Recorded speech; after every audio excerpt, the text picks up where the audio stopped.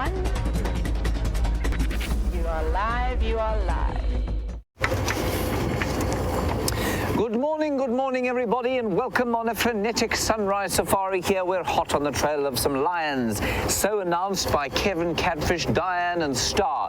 Apparently they came to have a drink this morning at 2:45. That's a good time to have some water, and then headed off in an alternately northern, eastern and southern direction. Very difficult to find out. Now, that of course is because it is difficult to figure out the direction from the damn camera. I haven't picked up any tracks yet, and so that's what we're doing at the moment. And Star, you said, or Diane said, you thought that there may have been a buffalo killed, so we're definitely going to go and check to the northern side of the dam. I've done a little loop around Twin Dams Road to the south, didn't find anything in the way of tracks there. You're on a live sunrise safari. My name is James Henry. On camera is Brian and his thumb, dressed magnificently in black and green this morning.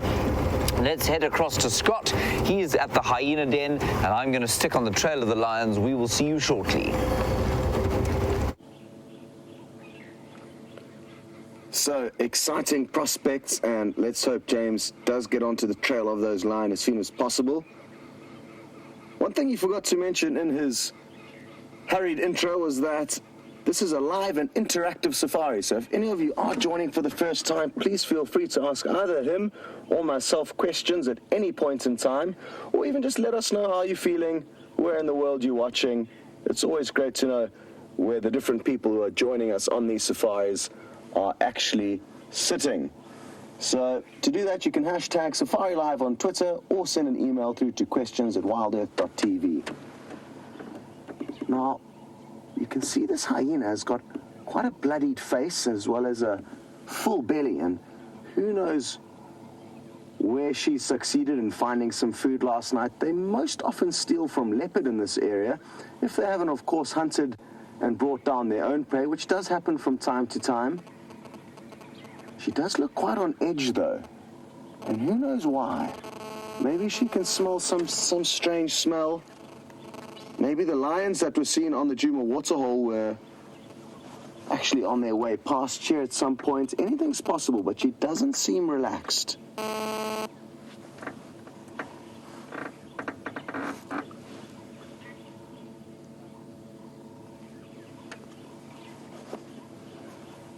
Well, I know Diane's already mentioned that there was what sounded like to be some buffalo distress audio.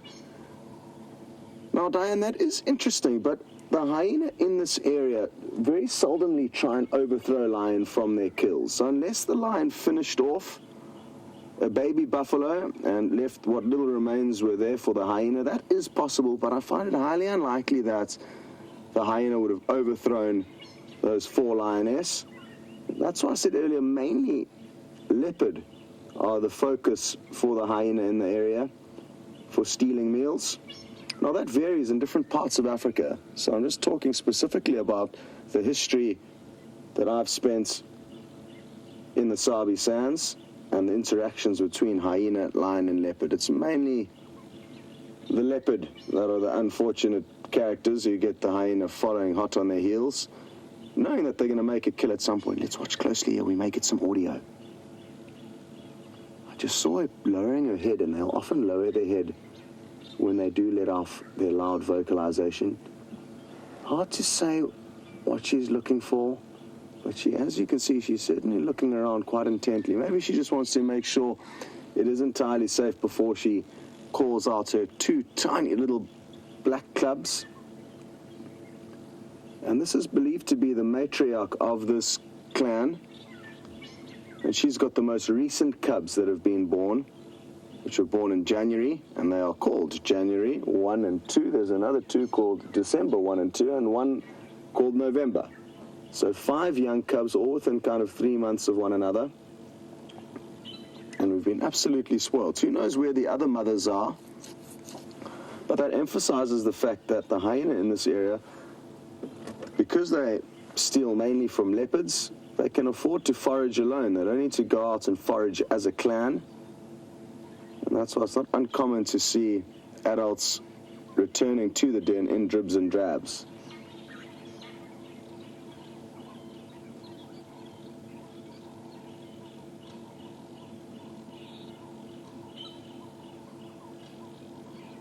Now, the distinctive characteristics that we're going to look for to work out that this is the alpha female is the little notches in her ears, so take note of that.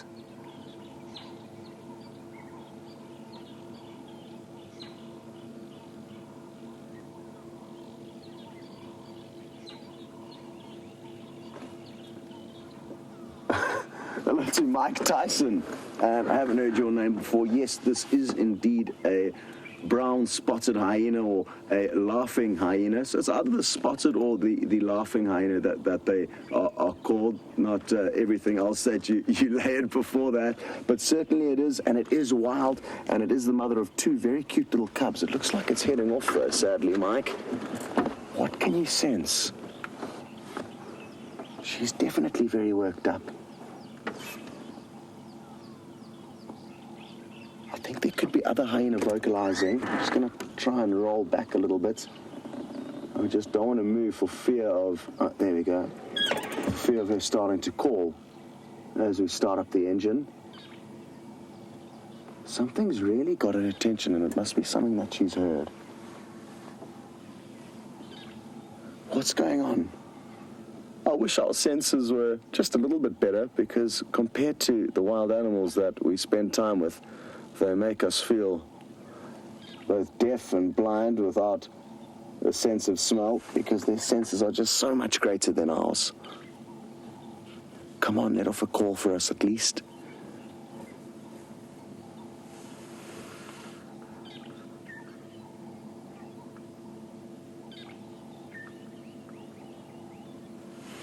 Now that it's getting a little bit lighter, I'm trying to check around on the sandy patches of ground to see if there's no telltale sign of animals like lion or, who knows, leopard possibly coming through the area. Because there's something amiss here. There's something that is not quite right.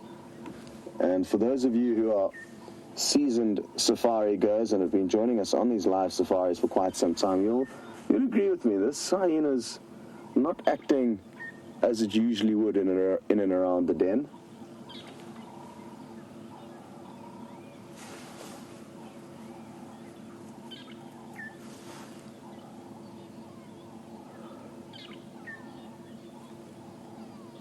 Now, Cilicia Love, I did mention earlier that she's full-bellied and that she does have cubs, but just to clarify, and I can understand what you were kind of seeing and thinking with her big belly, whether she was pregnant or not. And no, she's definitely not pregnant. She's just given birth early in January to two cubs, which are still tiny little black fur balls that some of you got to see yesterday evening with James on the Sunset Safari. Oh, it looks like she may start doing some anal pasting now. Let's watch closely here.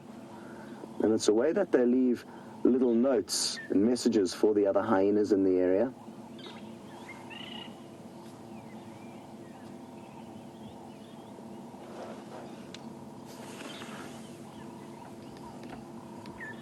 Now, Blues Band, you also have honed into the fact that her belly is very full, and is there kind of a certain reason for that?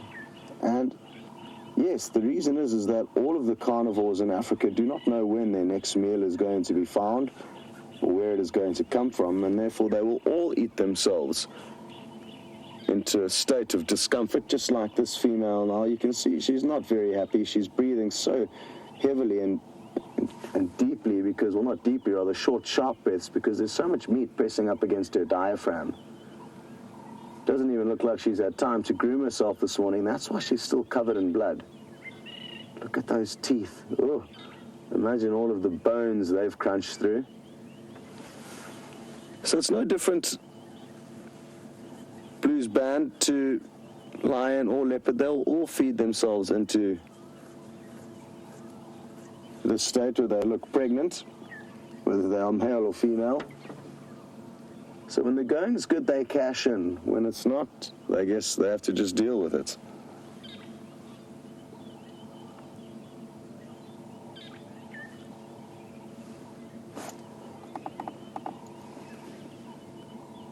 You see, she's definitely hearing things that we can't hear. And I'm told even yesterday evening, you guys got to see them react to some something that got their attention nearby, and some of the clan members ran off.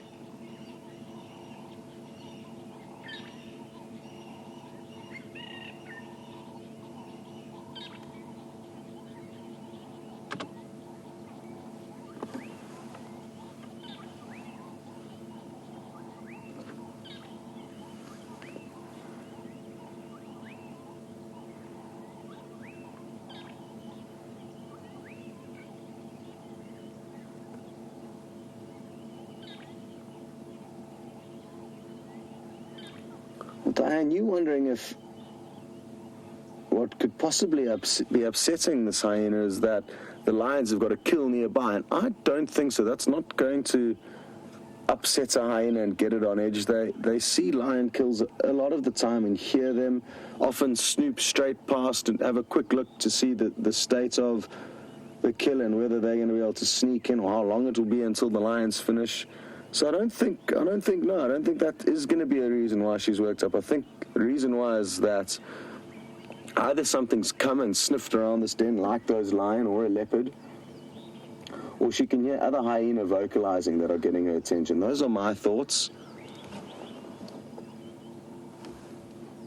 But, of course, I could be wrong, and you could be right. Anything is possible out here, Diane. I just don't think that is the case.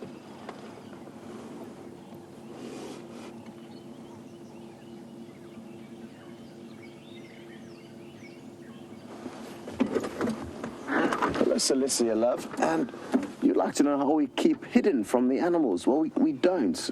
We're sitting in an open vehicle here. It's a very short vehicle, but the regular game viewing vehicles are big, long trucks with 3 rows of seats in the back. And the reason why we don't have to remain hidden from the animals or even try and hide from the animals is because over many, many years, since the 1960s, people have been coming to this reserve armed with cameras, taking photographs of these animals and not harming them, not feeding them, basically just being a neutral entity within this existence where there's often a lot of kind of enemies between predator and prey. We, with our brains, have managed to kind of slip into this neutral spot where the animals don't care about us because we don't provide them with meals, because we're not a food source to them, and because they were actually probably very scared of us initially, but over gentle habituation over many, many years, they carry on as if we are not even here. So it's not the case with all of the animals. Some are more habituated than others. Some are more accepting of humans than others. But in general, all of the animals here don't really mind about us. Whereas in other parts of Africa, where animals haven't been exposed to humans and or vehicles, if a hyena or a lion or just about anything sees you coming from a long way off, it's going to run for its life. So that's the general thing that would happen in areas that have not been worked over the years. And aren't we so fortunate to be in a situation where we can view them and spectate and get such great insight into their lives with having such a minimal impact on what they do, if any at all.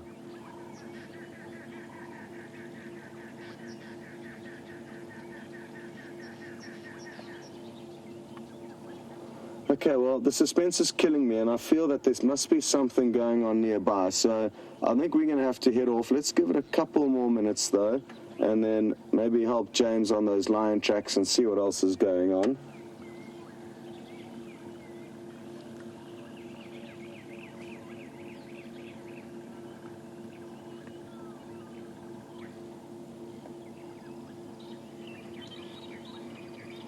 Tom, you'd like to know a little bit more about their kind of feeding behaviors when they do manage to scavenge a kill, and whether or not they would possibly leave some remains. I'm not sure why they would want to leave anything behind. Like I just said earlier, all the predators in Africa battle to acquire their food. It's not easy for them to catch their prey, even though they are highly specialized and very stealthy in their own ways. Any morsel of meat and bone of an animal that can be consumed will be devoured. So often quite the contrary. There's no evidence or sign of what may be left of a kill, because it makes more sense to get everything into their belly. So it really does depend on the kill that they've stolen and the animal that they've stolen it from.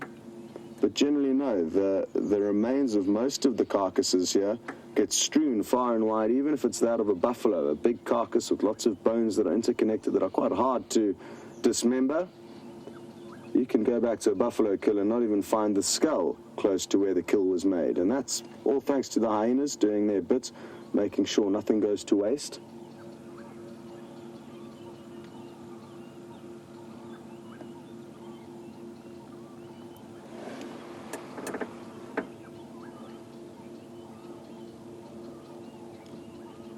Now, Georgie, you wondering where her cubs are, and they're basically in the little hole very close to where she's standing now. Either there or there's one or two other holes. There's another hole over there. So there's various holes, but I think they're all interconnected.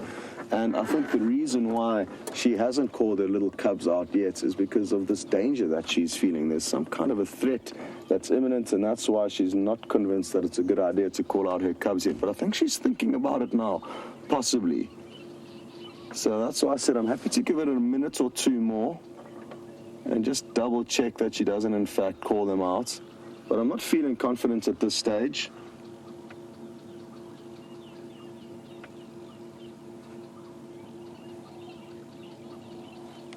Oh, well, here I've spotted one animal, but that's certainly not what she's concerned about. It's an Inyala, or herd of Inyala moving off to our left. Andrew's just going to show you where they are, but that's not the concern. There's a big Inyala bull there and some of his rusty colored girlfriends further behind.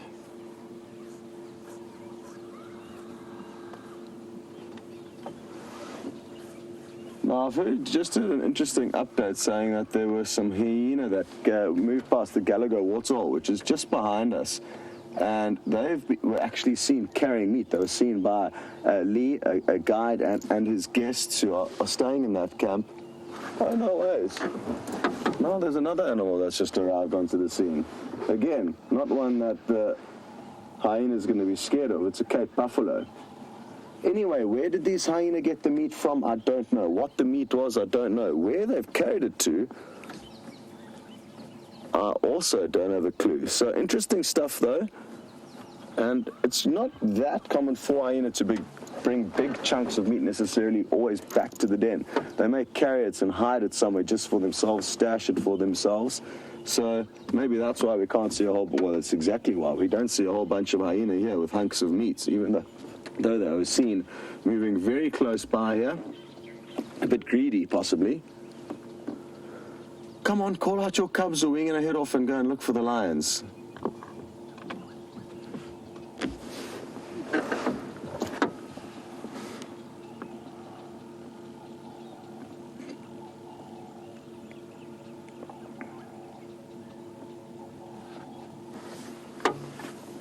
Hi there, Kathy in Tennessee. You interested to know how this hyena is going to clean itself? Is it going to clean the blood off its face alone, or will other hyena help? Probably a combination of the two, but more itself than the others. They're not quite as affectionate and caring for one another as the lions are. So you'll often find lions maybe allo grooming one another, but less of a degree with the hyena.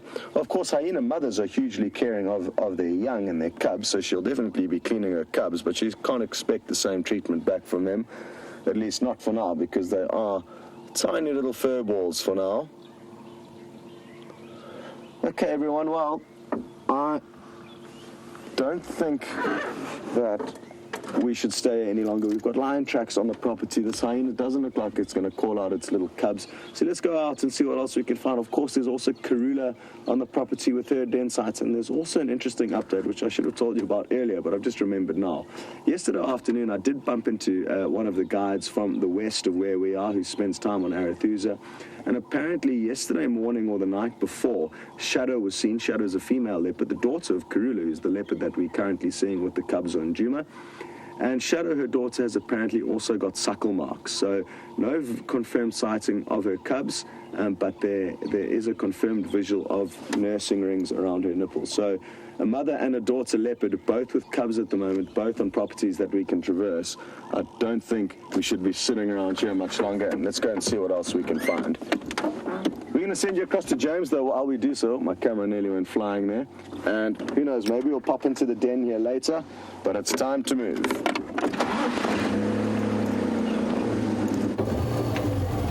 Hello everybody, we're just looking around here. We've come to the northern side of Vuyatela camp, so I'm just going to give you the state of play on the lion hunt here. So we've got the waterhole.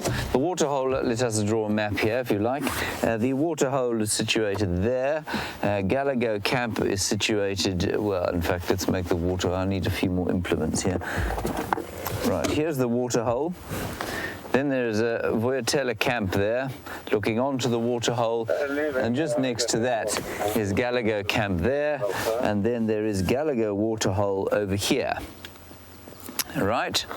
The Juma Dam is here, in this pit here, and that would be west, east, north, and south. So north going up the dashboard here.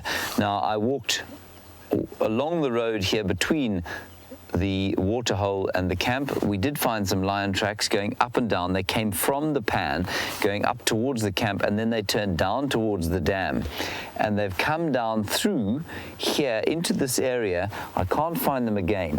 Now, interestingly, what we did have is a guest, Lee Guttridge, who's also a guide, is staying in Galago camp here. And he had 2 hyenas running past his camp last night carrying meat. So that's quite interesting. They ran past the waterhole here and off somewhere to the north towards the den. The den site is just off here. It would be situated around there. So that is the state of play. Definitely some lion tracks around. Have we seen any further tracks? No. I have walked into this block, so not particularly far, so they could still be in that block. I think we're going to check the waterhole once more, turn around, come back, and we'll probably just drive into this block quickly. There's a little bit of a road that goes through, and then we'll see what happens from there. Any suggestions from you would be greatly appreciated. And I'd love to know the makeup of the lions there. It looked to me like there was actually a male track, but maybe I'm wrong. The track definitely was running. So maybe they've killed something here.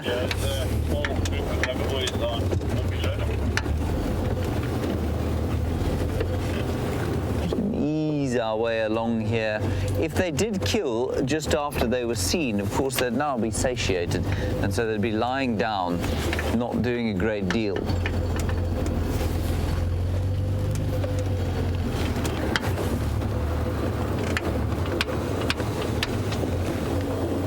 So Galago camp, Vuyatela camp over there, big thicket in the middle, excellent place to kill a buffalo if you happen to be a lion. Very good place to hide.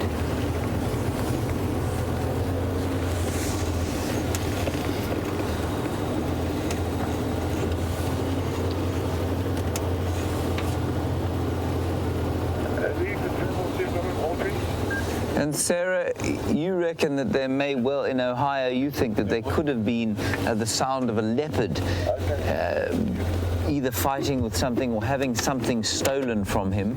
There is a buffalo.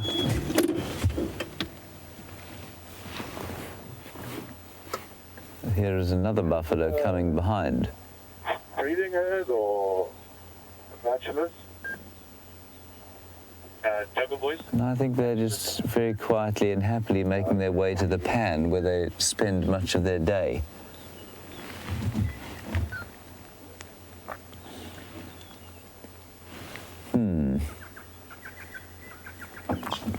It's always good to stop and listen for a little while.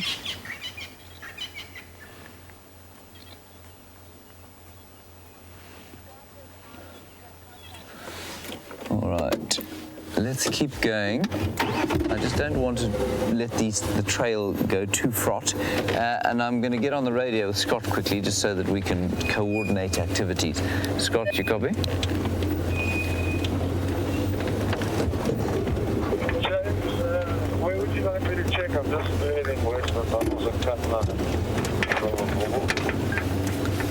Scott, I had some tracks going towards final control from the pan, and then they, at least one or two, veered off towards the dam, towards the front of Vuyatela camp. I did walk down there, I didn't find any further tracks, and so now I'm checking Galago pan again just to check the road. And yeah, so anywhere from there, any ideas would be great. Okay, copy. I'll let you know. So Scott's going to come into the area too, so that we might coordinate activities. I don't see any further tracks here. So I wonder if they haven't done some kind of a kill job inside the bush just next to Vuatela camp. There is this buffalo with his missing horn, a constant character. Brian and I started our drive off here yesterday afternoon, and there were lots of buffalo here. I think probably about 20 of them.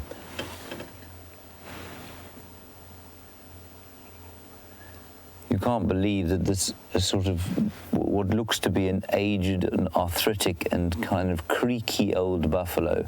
You won't believe the speed at which this animal can move. A nice injury there, being kept open by the oxpeckers who will arrive shortly. And he seems to have a large amount of chafing on his scrotum there. That looks very painful. Very nice, Brian. Thank you. That's delicious.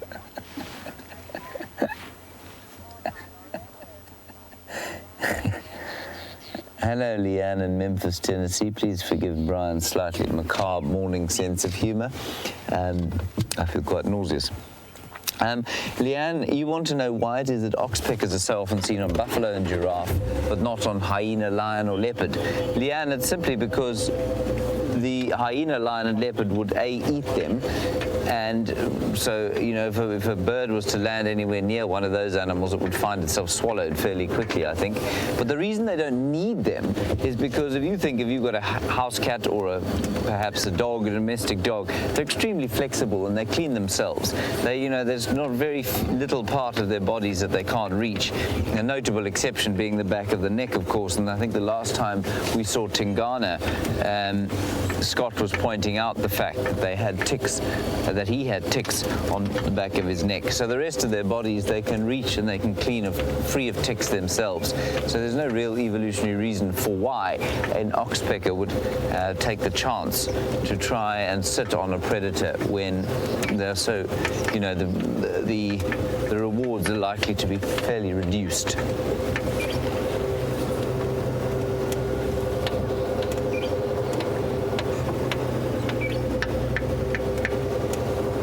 We're going to ease very gently through here and just see if we can't pick up one or two more tracks.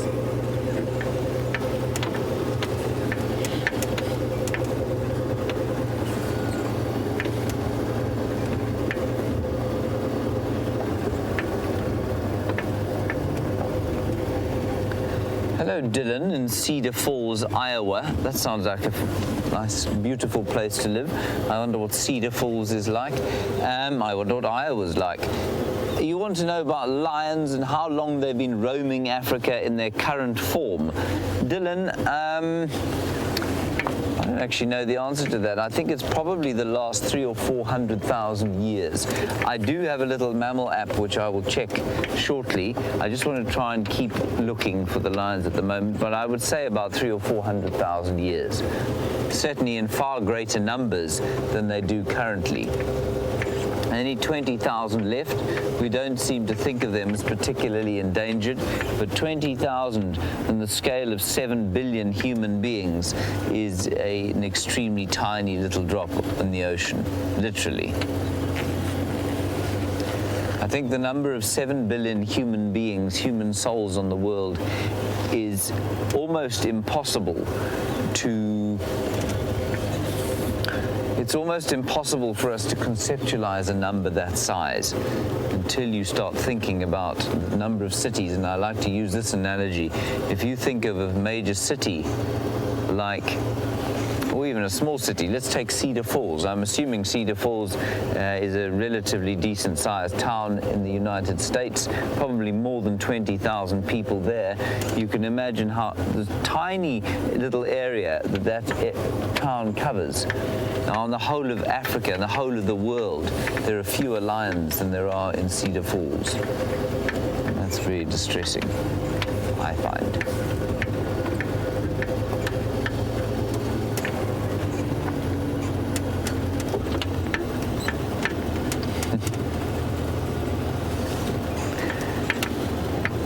Sherry Roberts, you're on YouTube, and apparently you're thanking Brian for his picture of the wound. You were eating a Spam and tomato sandwich.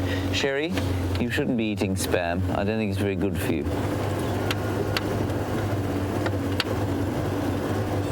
So I think Brian's done you a favor. Right, I can't see any further tracks here. There were hippo, we did see the hippo in quarantine as we came out this morning. So we don't want to be walking around, excuse me, too close by.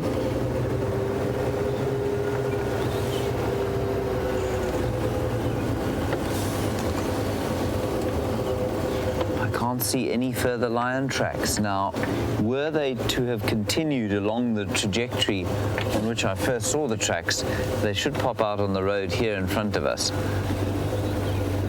Unless they have murdered something close by Vuurtela camp. And it might be worth just driving in there to have a look-see.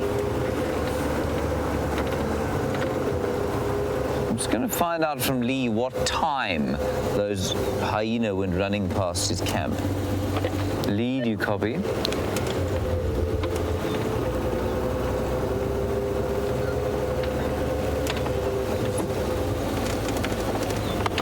And of course the light is not very good at the moment with the cloud. I'm not complaining at all.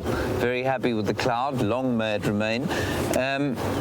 But it does mean that the light is, the contrast on the ground isn't so good. So tracks we have to be very careful about seeing. And they're not very easy to see in light like this.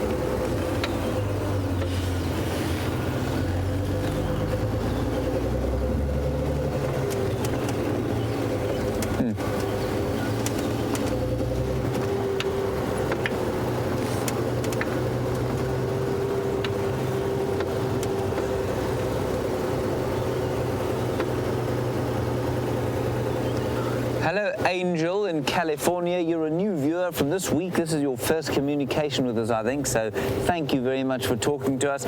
Those of you who are wondering how on earth Angel managed to talk to us, it is not because she is a divine being. Well, she might be, but I don't know any better. And you do it through Twitter, #SafariLive, or questions@wildearth.tv. on the email, and we love to hear from you. Angel, you want to know about these mounds of dirt that we're going past, and you say, are they termite mounds that you've heard so much about? Angel, you are indeed correct. That is the home of Macrotermes natalensis, or the large fungus-growing termite, and that's what they are. And I'm sure if you keep watching, and please do keep watching, we will tell you stories about them. But I'm going to keep looking for the lions for now. While I do that, I'm going to go past the final control. Scott has got some elephants where he is, and I will see you just shortly. Well, isn't it a wonderful thing about being on safari? We were racing over to help James, trying to work out where these lions have gone, and look who we bumped into. A herd of elephants, and there's all different shapes and sizes in them. I haven't worked out how many are in this herd yet. They're stretching quite far to the west of our western boundary, which we are currently on. So I guess we're kind of spying on them from our border. Just reverse a little bit. We had a few technical issues. We had an unexpected bump on the road. They've built a new little bump on one of the roads that took us by surprise. We nearly lost Andrew off the back of the vehicle, but it broke our antenna rope, and we were just doing some running repairs on that. Here you can see at least one ellie, half of it.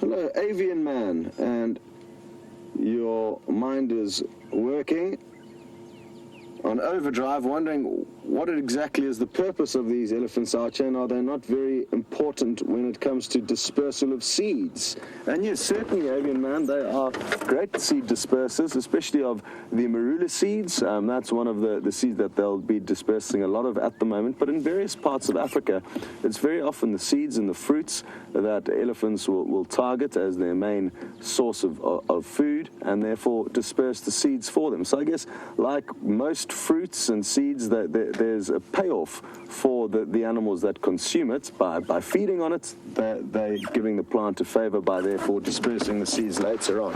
So most certainly, and like I say, the marula fruit is the main fruit that they'll be dispersing the seeds of at the moment. Not as many marula fruits around as when you've got a usual bountiful summer, not a drought-stricken one like we're experiencing at the moment. But hopefully I'll be able to show you one or two of those fruits, or even the seeds within the dung of the elephants.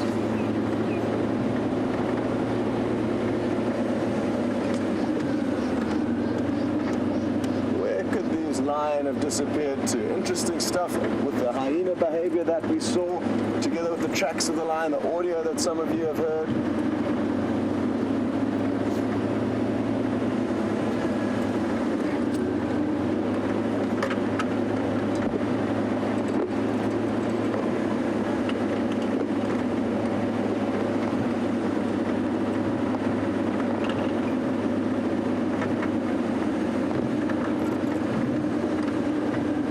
Your name too clearly, but somebody's interested to know if Karula's den site is either in the riverbeds that flow out of the Djuma waterhole or Arethusa waterhole, and kind of, to a degree, Shadow is downstream of the Djuma waterhole, but she's currently denning in a tributary that feeds into that Mulwati riverbed that runs out of the Djuma waterhole. So, kind of, she's in a tributary a couple hundred meters away from that riverbed, and she's probably about a mile downstream. And I think that was Badger Teti, but the radio comms are really bad where we are at the moment. So I can't copy your name too clearly, but you know who you are. Badger something.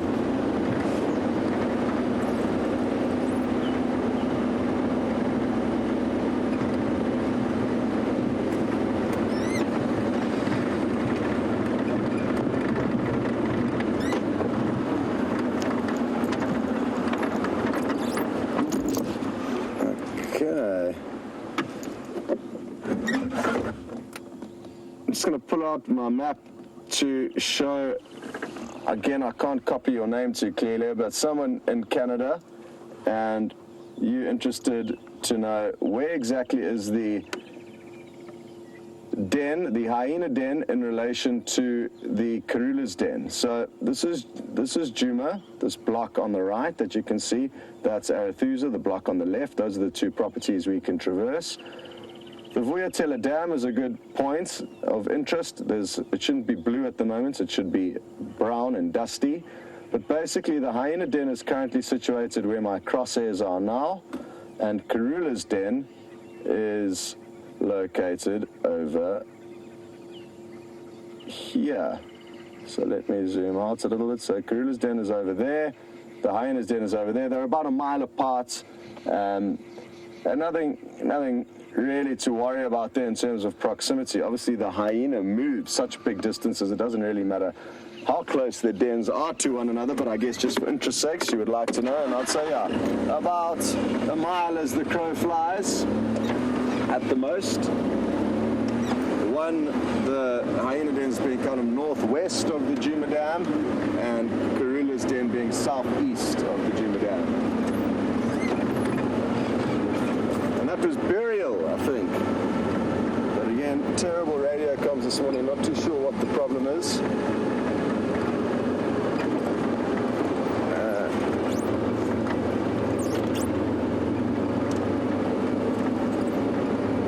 I'm keen to not waste too much time and get onto these tracks with James and work out exactly what these lion are doing, or have done. But obviously, while we're going, I'm just trying to make sure that we don't skip any useful bits of information that could have been laid down on these roads.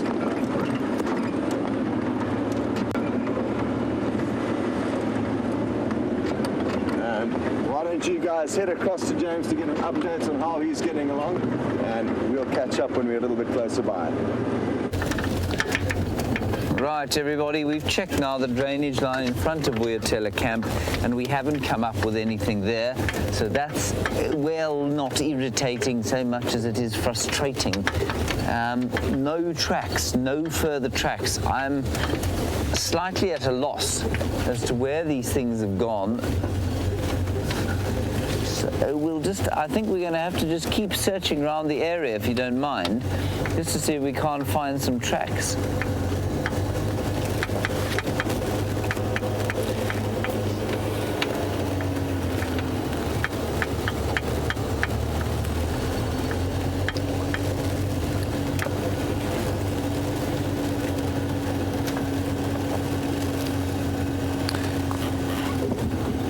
Thank you, Dylan in Iowa. Thank you very much for your update about Cedar Falls, apparently 40,000 strong, a little college town in Iowa, and you're at university there. Thank you very much for that. So half the number of people in Cedar Falls makes up the number of lions left in the world. So you will excuse my not looking at you when I'm talking to you all the time, simply because I need to stare down at the ground to see if I can find any further tracks of these lions crossing. I haven't seen any. That's not to say they haven't come across a fairly hard piece of ground somewhere here. And Scott is actually checking quite, a little bit further in a wider arc, which is a pretty good idea. And for those of you who are perhaps new viewers, what I'm looking for is it's very simple, really. It's footprints. Seeing them isn't the most simple thing in the world, but that's what we're trying to find. We're trying to find some signs or footprints on the ground. And also we're listening all the time to see if we can hear some alarm calls. Often birds will alarm call if they fly across and see the lions. Maybe some impala will go into the thicket looking for food and spot them. They too will alarm call. So we need to listen quite carefully to what's going on. But this tracking business is quite complex. Well, it's not complex in terms of the actual concepts behind it, but in terms of actually finding animals from it, I find it very difficult indeed.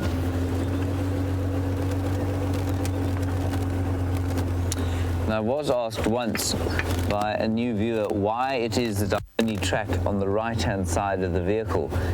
Do animals only walk on the right-hand side of the road? Now, that, of course, one does get asked some amazing questions. That was right up there. And, I have asked some questions I get. But the only reason I'm only looking out the right-hand side of the car is because I can't actually see out of the left-hand side. So Brian covers the left-hand side of the road. You have to be multi-skilled as a cameraman in this area, and so I'm just looking out the right because that's all I can see. We also look on the front of the road. We look into the bush, scanning for a white belly or a tawny ear or a open red belly. That's quite often what you see first.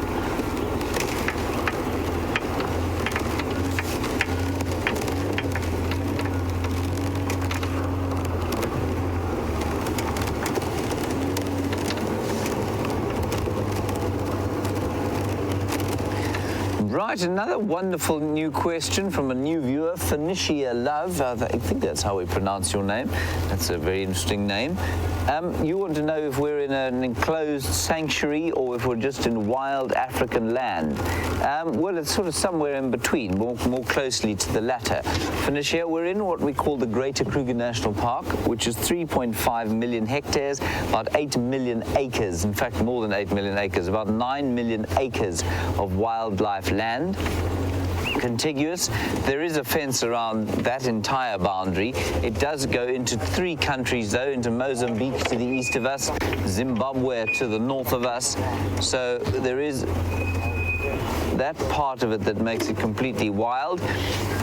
So not really fenced at all. It's not really a sanctuary. It is a game reserve.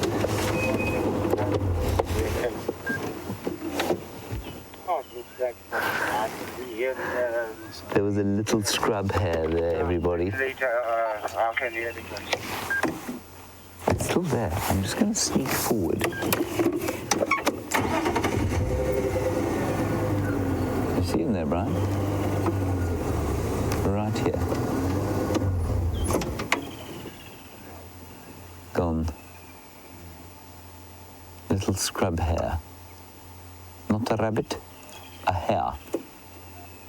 Very gently moving off. Normally they're not around in the day at all. So Phoenicia love, that's the situation. I hope that makes it understandable to you. So it is certainly the largest contiguous wildlife area in this particular part of the world, but not the largest in Africa by any stretch.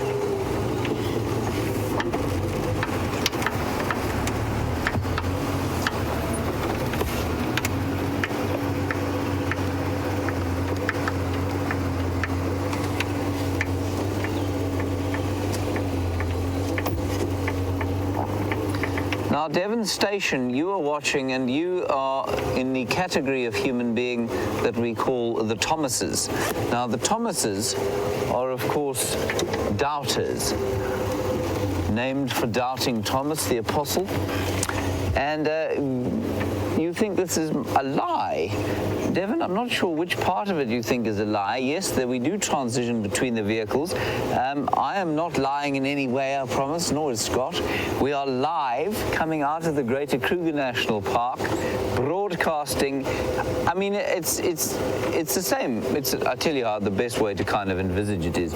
It's the same as us broadcasting out of a sports stadium. You get live sport around the world, so is the same technology. This is just more mobile and slightly more sophisticated technology that broadcasts live over through a satellite feed to the rest of the world out of the brilliance of the African wilderness where we find ourselves. So, Devon, it's not a lie, I promise.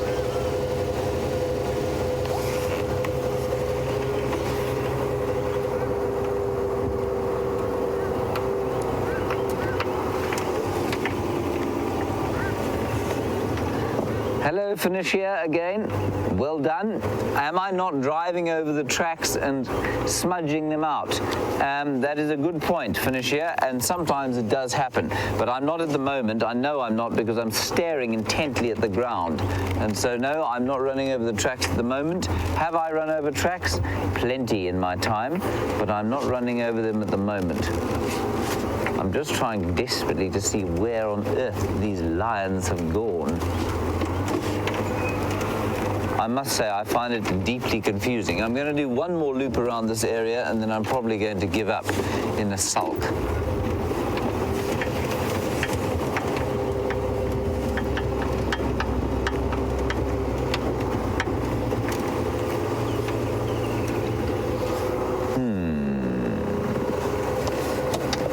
It's all very confusing. So this is the road over which they were coming this evening, and we got the report that they were coming north over the dam wall. This dam wall heads due east-west. Okay, so we're going west over the dam wall as we speak, east the other way, north into the dam. Now, Teresa, you want to know the difference between a rabbit and a hare. Very good question. They are quite different. The most obvious differences are as follows. A rabbit, of course, lives in a burrow. It digs out and excavates a burrow into which it will give birth. And a rabbit's baby is born naked with their eyes shut, obviously, and so they're completely altricial or helpless. A rabbit, at least a hare, does not dig a burrow at all. It lives in what we call a form, which is just a kind of indentation of dry leaves underneath a bush, and that's where it will sleep up for the night, or the day, sorry. They're nocturnal. That's another difference. And their babies are what we call precocial. So they are born just looking for tracks here. Hare babies are born pretty fully formed. They can run almost immediately. They've got hair on them. They can see. So a bit like an antelope baby would be born. So that's the major difference. Then, of course, a rabbit is normally active during the day, a hare at night. Hares run and rabbits hop. Right, let's have a look at some clouds. As we drive along here, we're going back towards the waterhole. The clouds look very beautiful indeed. They're kind of layered. They will no doubt be scorched off fairly soon by the angry summer African sun. The hippopotamus has returned to his pan.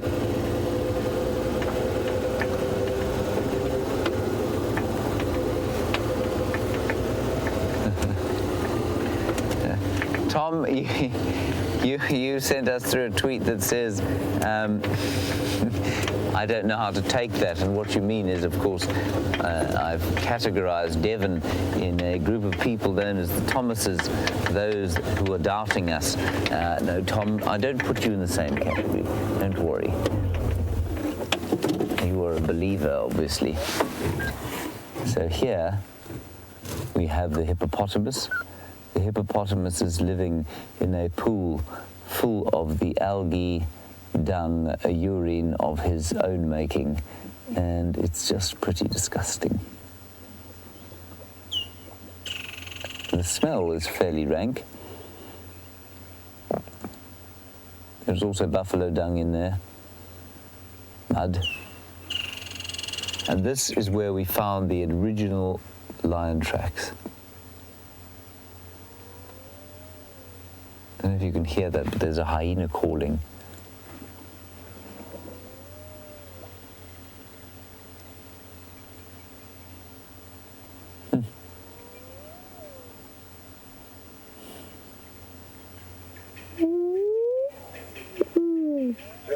That's fascinating.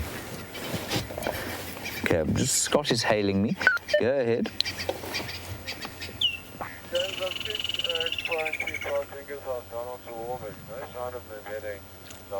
So Scott has checked down that way.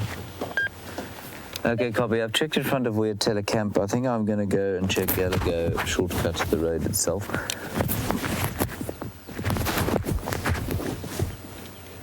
Okay, copy. Sounds good. I might continue down control.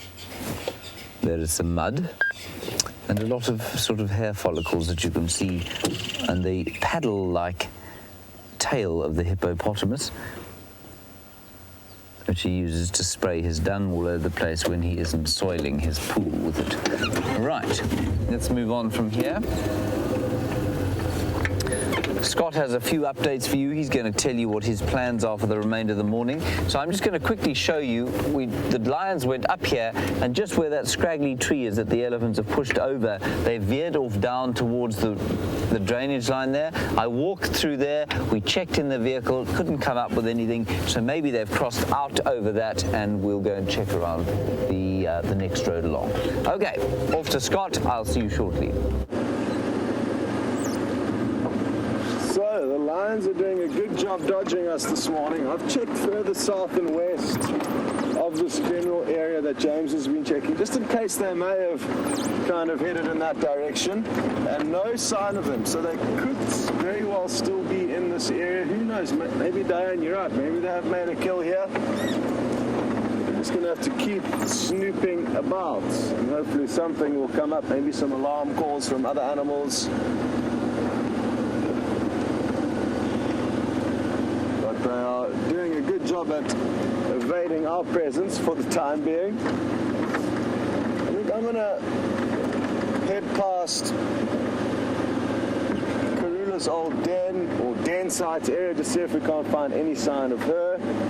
And we can leave James for a bit to focus on trying to find these lions. And if we don't have any luck, I guess it's kind of a 2-in-1 deal, this, because by going and checking this area, it also eliminates the fact that the lions are not here. So in the process of elimination, we can try and work out where they are, as opposed to not necessarily following every single track of theirs.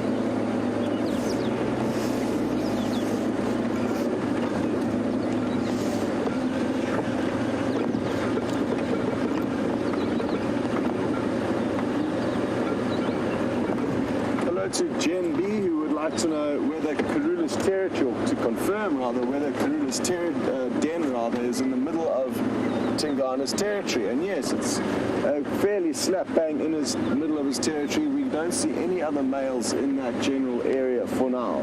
There is a chance that Mvula could push back that far to the west. It used to be Mvula's home range, but he's moved further to the east now. So I think she's in a very safe and secure spot. Whereas a leopardess like Shadow, for example, she's on a buffer between the Anderson male and Tingana. So her cubs, that she allegedly has, are not going to be quite as safe as Karula's are for now. So, yeah, you're right. Well done on piecing that together.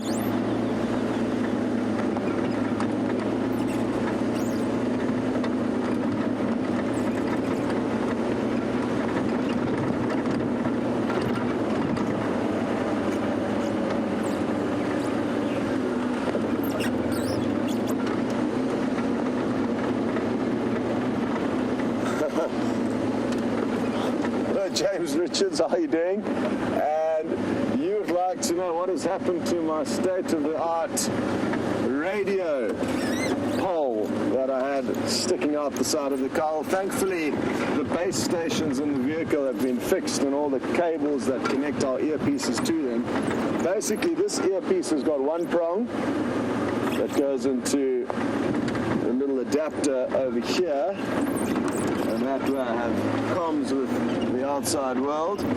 But the handholds have got earpieces with two prongs, and it's a whole long story, but basically the one radio wasn't working, and that's why I needed to use a handheld. Thankfully it's fixed though, because the handholds don't work as well over bigger distances as these base stations do.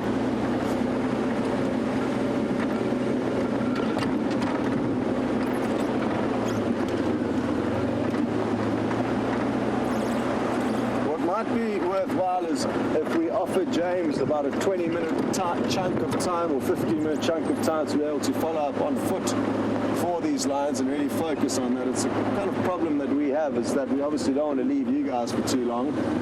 But if you guys all agree, which I'm sure you will, we can let James take 10 or 15 minutes of focusing on really trying to find these lines and not be stuck to the vehicle with the fear that he may need to be crash cut to or whatever.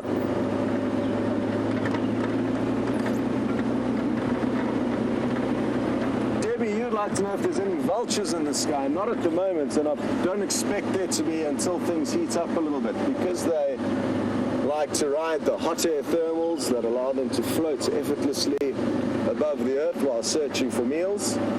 Most of the birds of prey will only get active once it's warmer, and on a cool, overcast day like this, it's going to be in quite a while.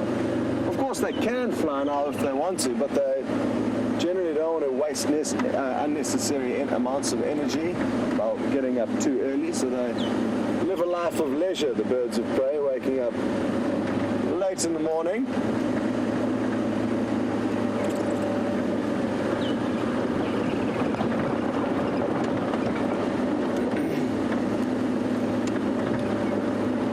I left the den site a while back. There was just one adult there. Just letting Andrew from another lodge know the status of the hyena den. He's interested in popping in there. And the good news about that is if he does get there and it's active, then we'll be able to possibly sneak back if we haven't found anything else.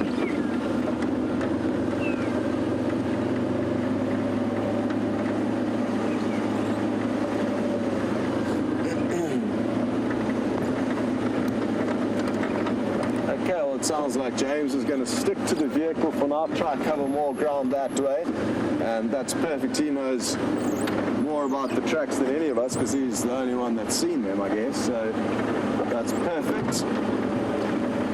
He must do whatever he thinks is the best option.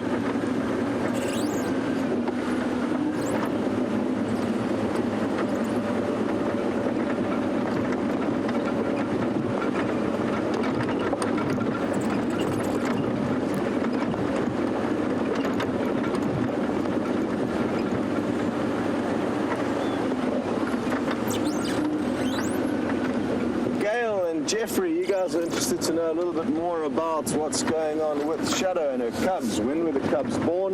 Nobody knows. How many cubs there are? Nobody knows. Where the den site is? Nobody knows. All that is known is that she has got suckle marks, indicating that something has been sucking on her nipples, therefore you can assume she has cubs. So that is all that we know at this stage.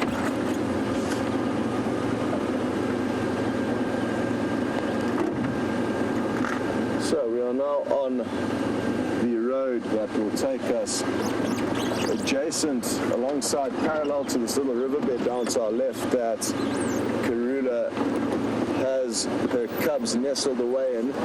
Now, there's a possibility that she's already moved them from one den site to another. Yesterday afternoon on the sunset safari, we found her walking up this road towards us, and then she veered off down to the left to a termite mound where she was actually seen digging around with Brent the day before we got the first view of those cubs, or cub at least. And I'll show you that termite mound now, and I just want to keep an eye on it. Obviously, if she has moved it to this termite mound, the den, or burrow within the termite mound, then it's useful for us to know, and if it is in fact the case, we will probably zone this road, because the road takes people quite close past this termite mound, which we're just approaching now.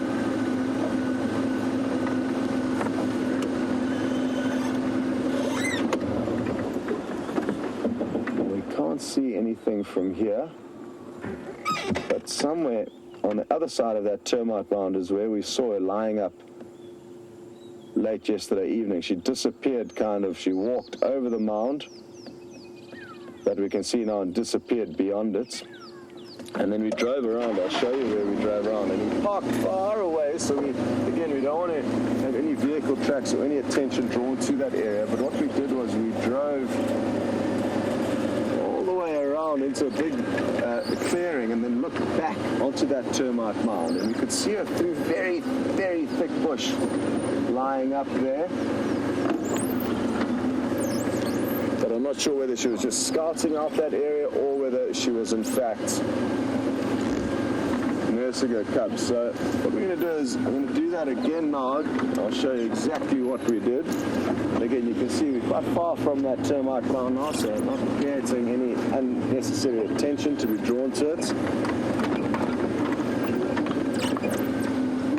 Like I say though, and just like the same practice we performed with that confirmed den of hers, is that until such point as that we know where the den is, we can't just assume that there are cubs or that she is denning there. So this is the same thing that we are doing now. What I'm just going to stop here. You'll hardly be able to see the den. It's just kind of at the base of that dead tree that you can see sticking up out of the frame.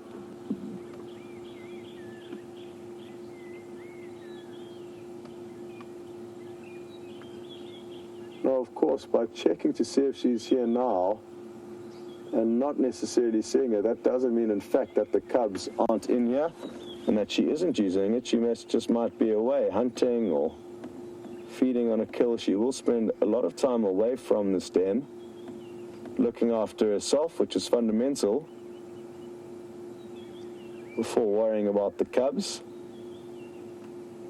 I can't see any sign of her, so we can continue.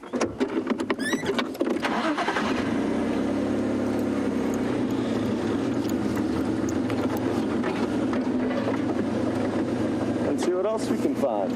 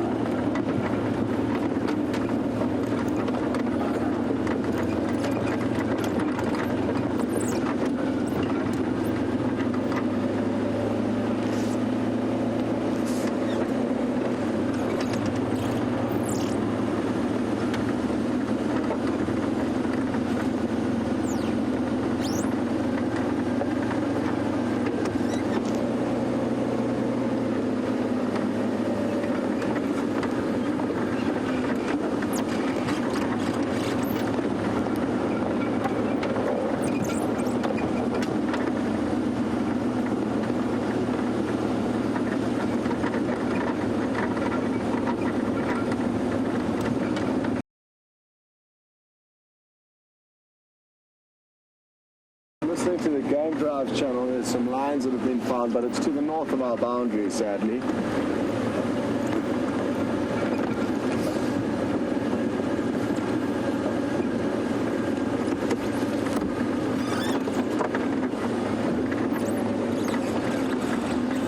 Hi there, Debbie in Vancouver. You interested to know whether the termites will be affected by the drought? Yes, they certainly will, and I think they will be positively impacted by the drought because they feed on dead plant matter, often dry, unpalatable, that's of no interest to any other animals. And a drought is going to be the perfect conditions to create dry, unpalatable foods. It's incredible. These Inyala are walking through the area where Karula's other confirmed den is, which is just down here in the riverbed, not too far. We would actually veer off the road right over here if we wanted to get down into her den. So that was the way we used to go down to it. And these Inyala with lots of youngsters are waltzing straight through. It would be unwise of Karula to make kills nearby to a den. It would attract a lot of unnecessary attention, so you may find that she's completely foregoing these opportunities. Look at how wonderful these clouds are. Incredible. Super different. Fantastic.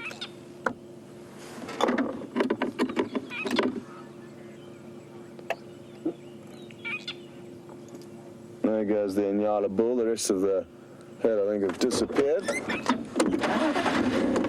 Oh, look here. This is not who we want to see walking straight past Karula's den area. And this highlights the realities and the dangers that could walk past just meters away from Karula. Now, this hyena could very well be following the scent of Karula. And this is what hyenas will do. They will follow the scent of leopards.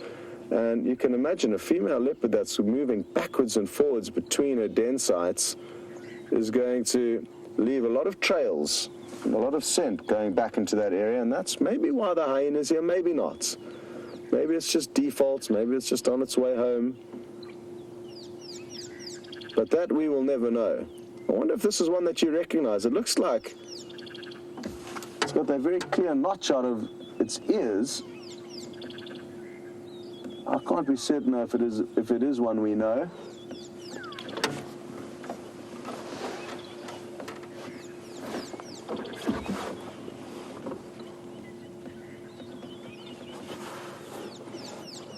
You can see its nose held to the ground. It's certainly smelling something, it looks like, and who knows, like I said, possibly following the scent of a leopard, possibly just on its way home.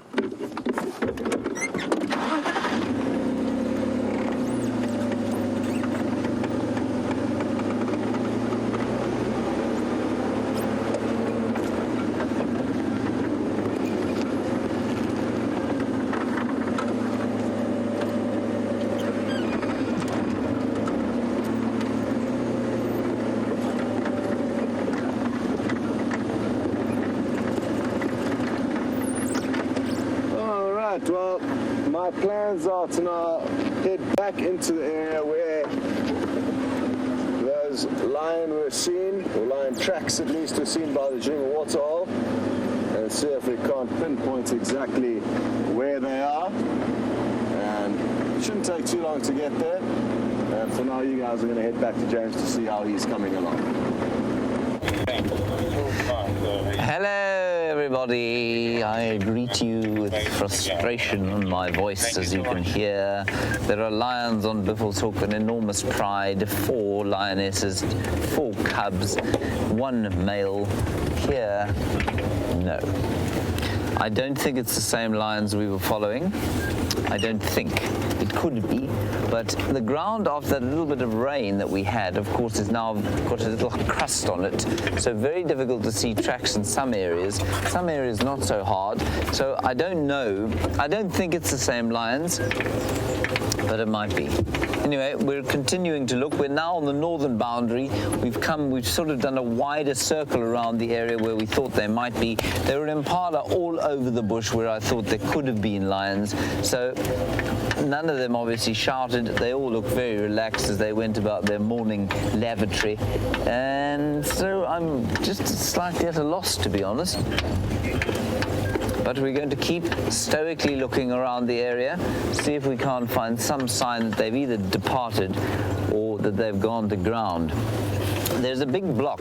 In fact, round about where the hyena den is, if you go directly between the current hyena den and the old one, there's a huge block in there that's almost impossible to go into with a vehicle. And that's sort of where the last tracks I had were heading. Now, whether or not they're in there, I couldn't tell you. There were some hyenas calling the last time I saw you. Just after I saw you, they were calling probably from near the den. So maybe the lions are in there, who knows. Anyway, we shall keep driving along here, looking to see what we can see. Eventually we'll have to give up and press on if we don't find them. We'll just have a quick listen here.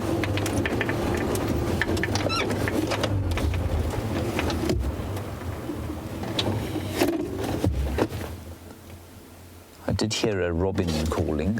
Oh, even the robin has gone completely silent. There it goes. In fact, that might be a Sabota lark. I think it is a lark, actually. I don't think it's a robin. I've taken off my jersey.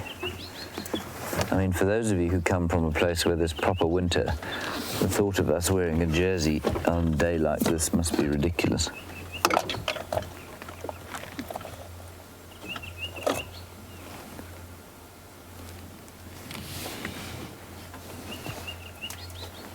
And there are the clouds, as you can see, strange layers.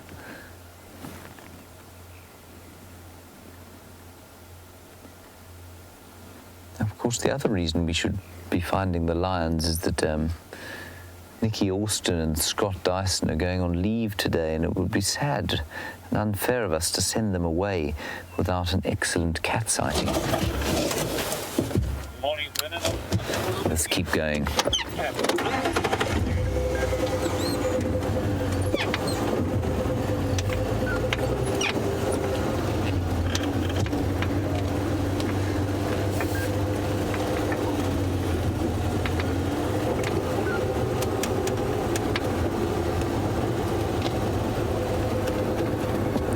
Hello, Darren Mallet.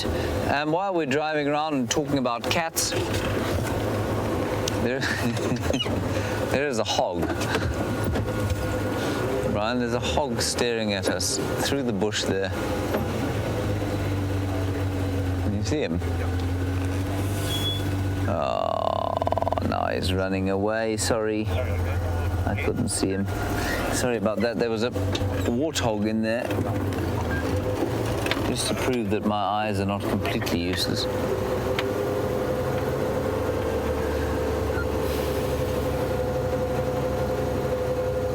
Anyway, Darren, you want to know about the leopard cubs and when they would go independent, when they would be on their own.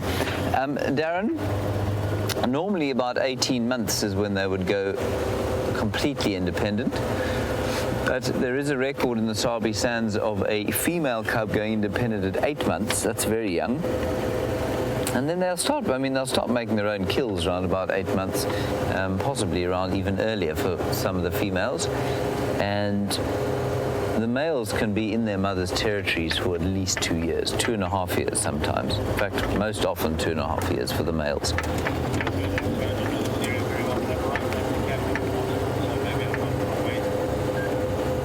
Right, we're just gently easing our way down past the area where the hyena den is. The hyena den is in here.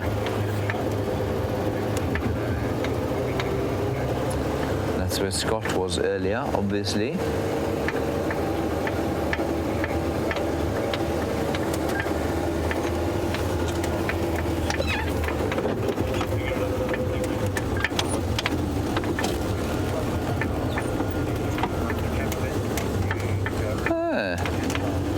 Lovely comment from Jeffrey in Texas. And Jeffrey, you say that these wave clouds could be caused by them coming from the mountains. And is there any way that if we can tell if they have come from the mountains? Jeffrey, we can tell that very easy. Let us stop here. And if they're coming from the right-hand side, then they're coming from the mountains. If they're coming from the left, then they are not. Follow the tracks. Are they moving, Brian? Or they're dead? No, they are coming slightly from the mountains. That's right. Jeffrey, so they're coming from the west. They are coming from the mountains. So perhaps they have been broken up, like you say, by the changes of air pressure and altitude over the mountains. Thank you for that. That's wonderful. Fascinating to know. On we go.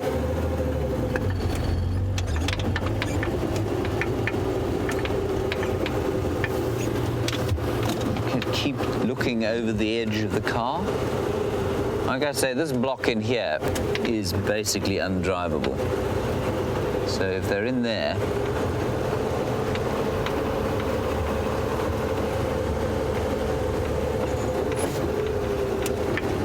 I think Scott is in the area as well though, so with any luck, he will find something.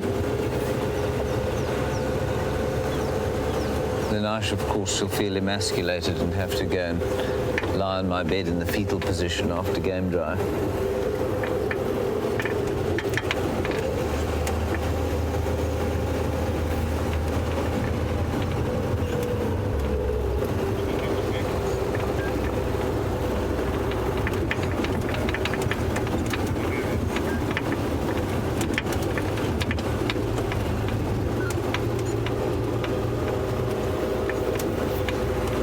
Janet in Boston, you said that the other day Scott told you the dam wall faces north-south, and now I've told you it faces east-west.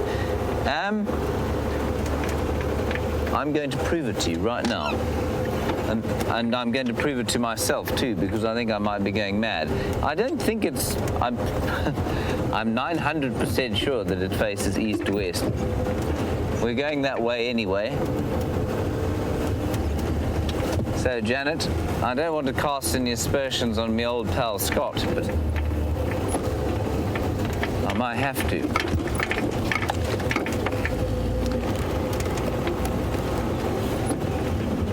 I was hoping the lions might be in here initially, but that's where we saw the impala running and frolicking earlier.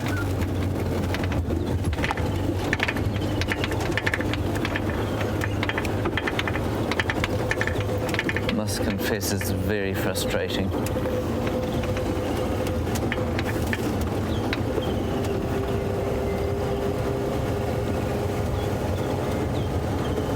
It's the aerial.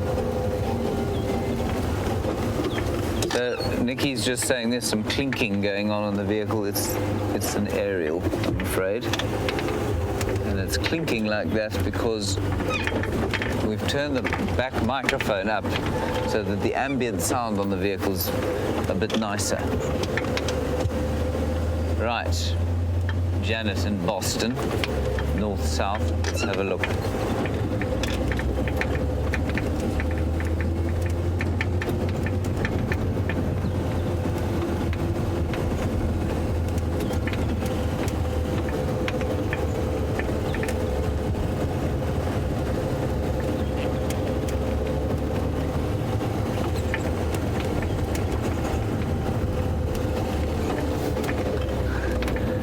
PK in Iowa, you're obviously a regular viewer.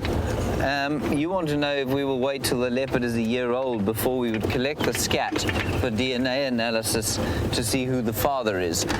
No, we'll do it as soon as we can, as soon as we see those leopards moving. Obviously, we won't go and view the leopard until it's probably about 4 or 5, maybe 6 weeks old.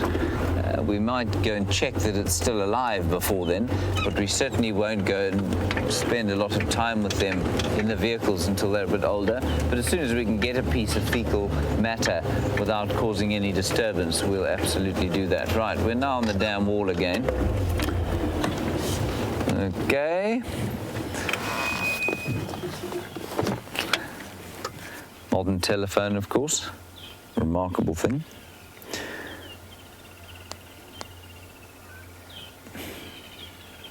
Now,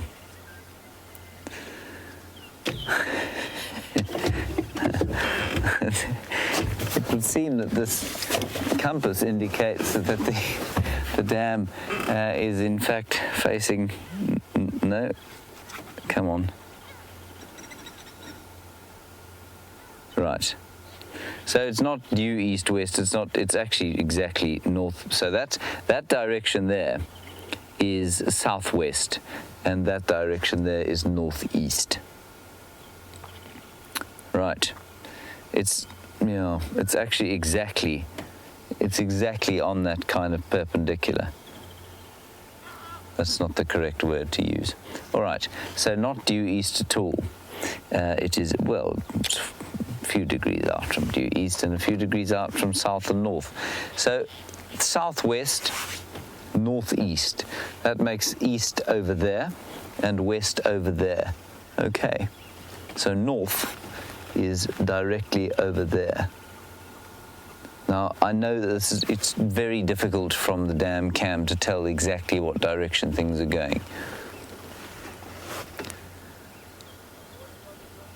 Well, I can hear Scott Dyson's voice. I'm at a loss as to what to do now. I think we're going to do one more loop back past Gallagher Waterhole, just see if I can't find some tracks going through the melee where the buffalo were yesterday, and then I think we'll pack it in and see what else we can find. So if you don't mind, that's what we're going to do. There is Scott coming up now. He and Andrew also now on the trail of the lions. Well, we're not actually so much on the trail as them as hoping for the trail of them. There he is.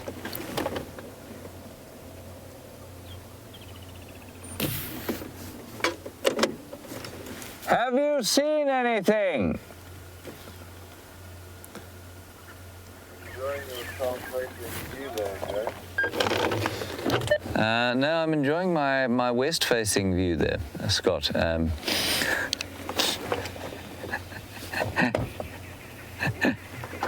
He just asked me if I was enjoying my south-facing view. I'll have to put a scorpion in his bed for that cheekiness.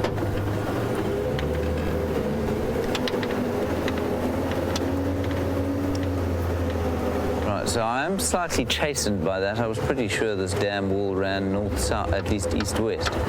Anyway, we were both wrong. Compass doesn't lie.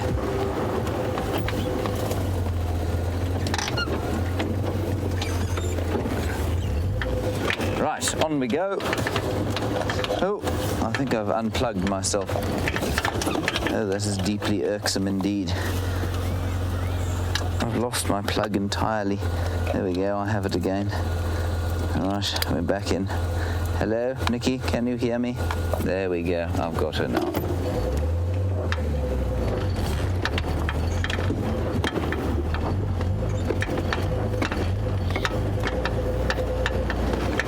And then you may have noticed that there were 3 people on that car.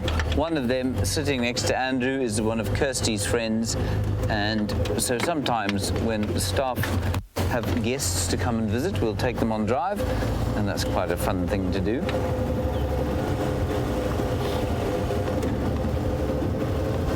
But ideally, just the 2 of us on the car. You know, we like our alone time, cameraman and presenter.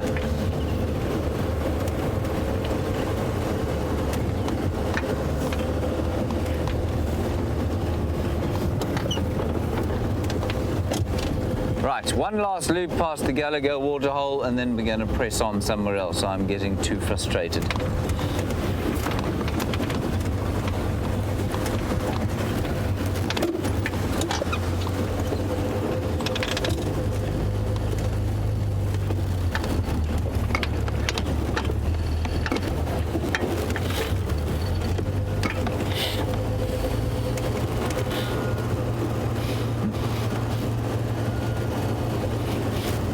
Hello, Kathy in Michigan. A very nice question from you. You want to know, you're doing what the field guides you're doing, Patty, sorry, with a P.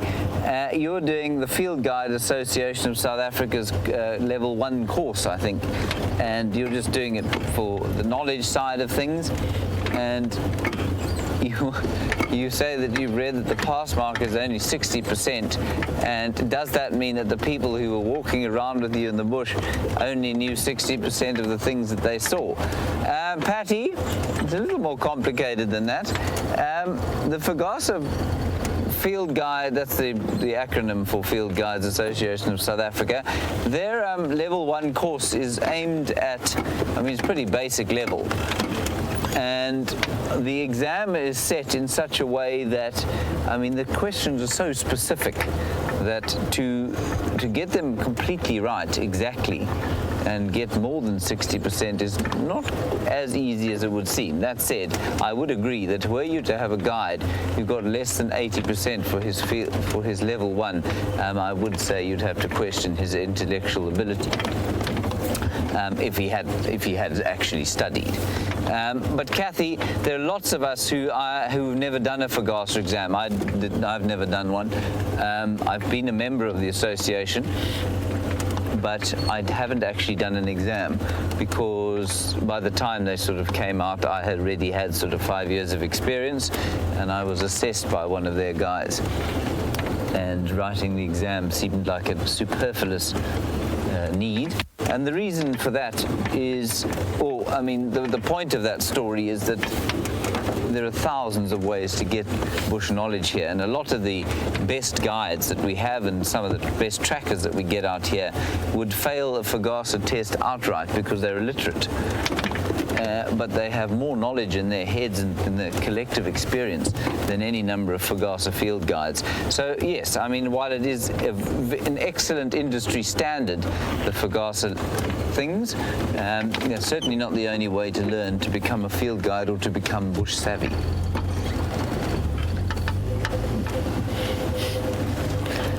Still, also, the other thing to say about that is that if you went around with somebody and they knew 60% of everything out here, they'd be more knowledgeable than most encyclopedias.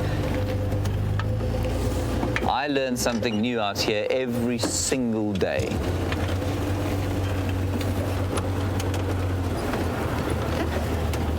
I have found no further tracks. I'm going to call it quits on this lot.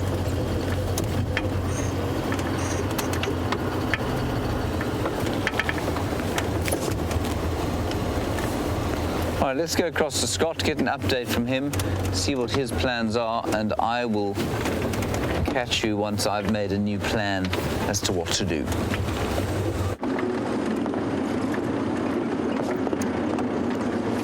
So, drove past the Gallagher waterhole, as you saw from James's vehicle, and I still haven't actually seen one lion track this morning, so I think I'm going to take that as a sign to give up on the lions and go off in search of something else. So that's exactly what we're doing. We're heading west and possibly across to Arathusa to get an update from those guys to see what they're up to, and maybe they'll have some good news for us, or maybe we'll just get lucky and find shadow for ourselves.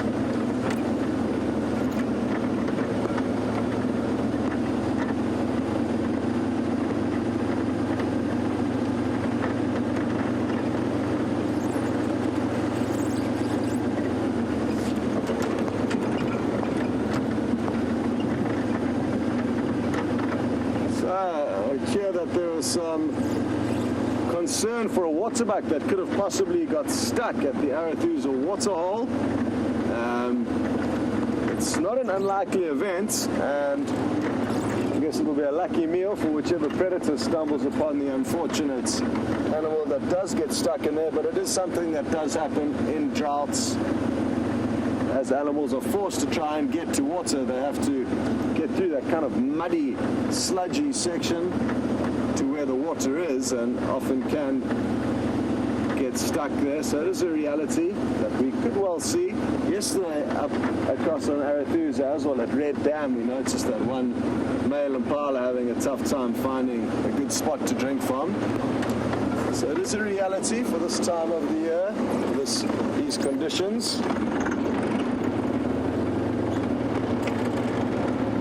But it sounds like that waterbuck isn't actually stuck. So anyway, if we head across that far, we'll be able to see for ourselves.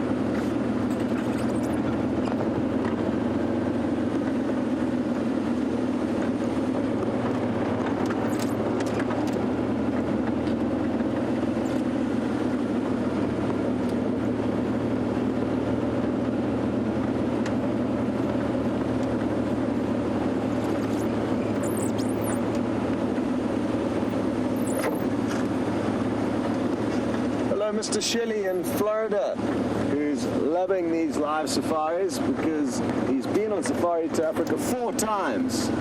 And I guess this is as good as it gets when you cannot be here in flesh. So thanks for those kind words. Happy to hear that you're enjoying it, Mr. Shelley. And you're interested to know if we ever drag the roads with chains or tires in order to leave a clean slate for trucks. And no, we don't, and I don't know any camp in Africa that does that for that reason. They'll do it to maintain the roads, not to leave a clean slate for easier tracking. So even though through default, yes, occasionally the slate is cleaned whilst maintaining the roads, which it is done here at Djuma. Just the other day I saw one of the Djuma staff members driving the tractor around, dragging a few big tractor tires behind him. But it's certainly not for making our lives and our tracking any easier. That would be overkill, I guess. Maybe I'm wrong. Maybe there is a camp in Africa that does that, but not that I know of.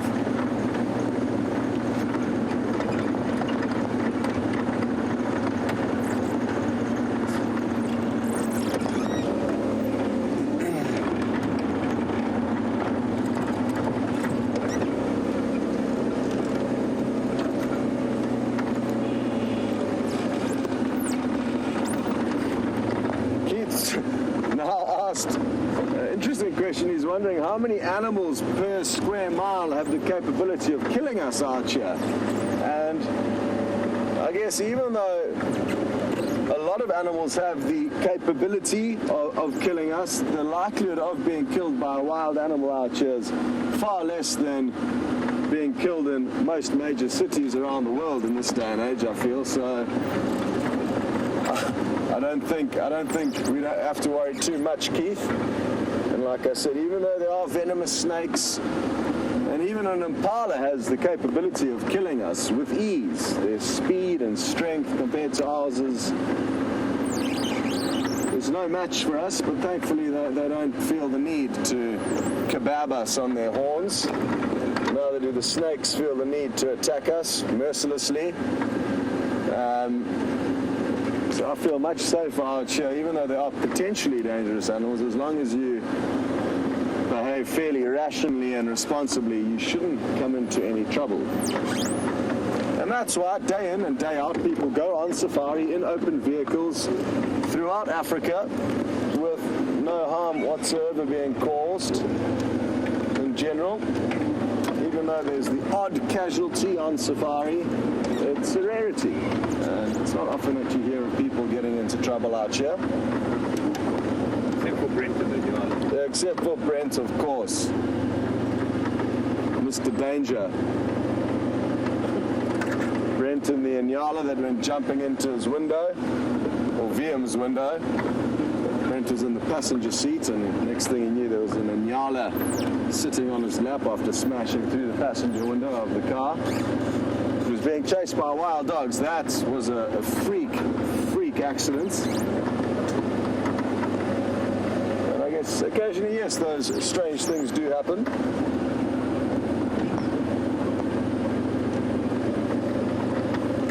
There's some hippo tracks going down the road here. I'm just going to see if I can't find one that's clear to show you guys. It's going to be tricky in this overcast lights. Oof, this is going to be very tricky. But worth a try.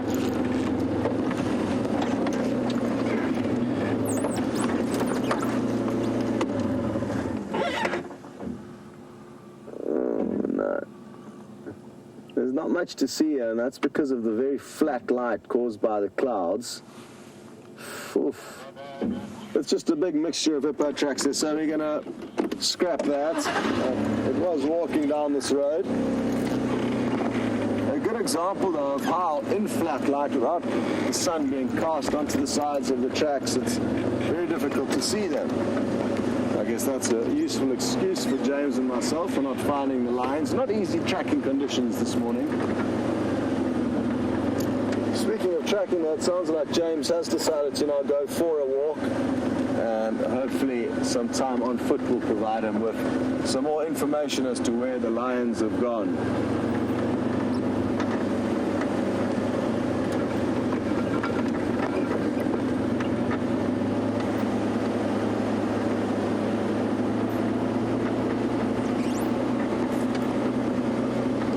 I'm going to be crossing over to Arethusa. So, just switched across onto the Arethusa radio waves. We're very close to the border between Djuma and Arethusa, and hopefully they've got some action happening across there that we can cash in on. Or like I said, we can just spend some time snooping around for Shadow, a female leopard.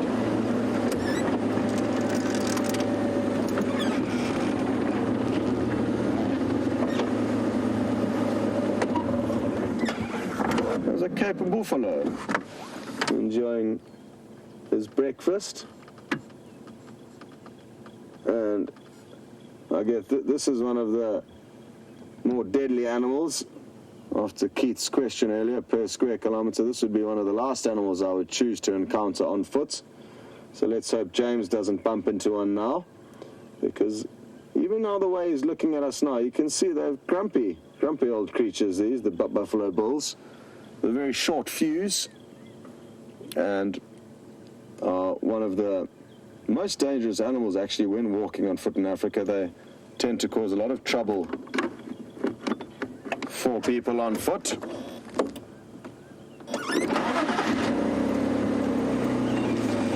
Where are all your friends? Firstly, there's a few back here that looks like there's more in. Secondly, where are the lions, Mr. Buffalo?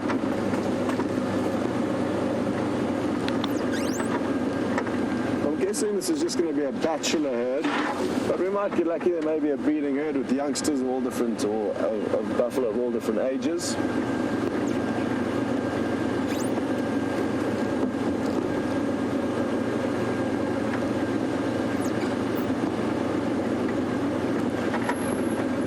Hi there, Shell in Detroit, and you watching with your mother today, and would love to see some elephants. Well, it's a pity you weren't with us a little bit earlier, because we did have a glimpse of some, but sadly they were west of our western boundary, so I couldn't spend too long with them. But we could find some more, and if we do, we'll be sure to get them on screen for you.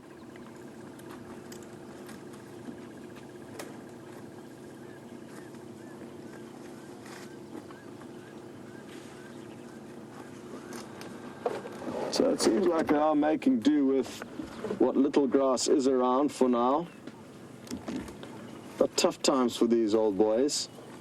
And I think in the next month or so we're going to see a lot of the herbivores really losing condition, and the old and weak are going to start being clearly distinguishable from the young and stronger animals. It's going to be a time of plenty for the carnivores, and I think we're going to be seeing quite a lot of carnage in the coming months, so prepare yourself for that. I might be wrong, but with the way things are going, with the amounts of rain that we've been receiving, things are not looking promising for the herbivores.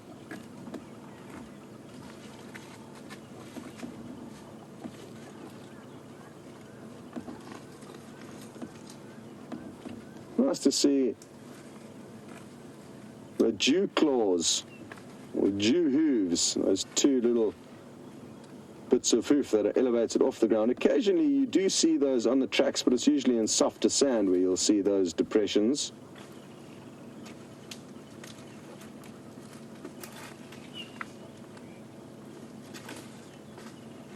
Slim pickings. Usually we wouldn't be able to see the hooves or even the mouth of the buffalo now. It would be covered by a thick layer of vegetation. We also wouldn't be able to see all these big sandy patches between vegetation.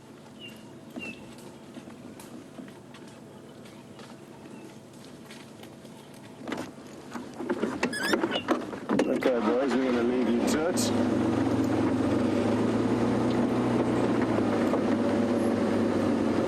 Will do, mister.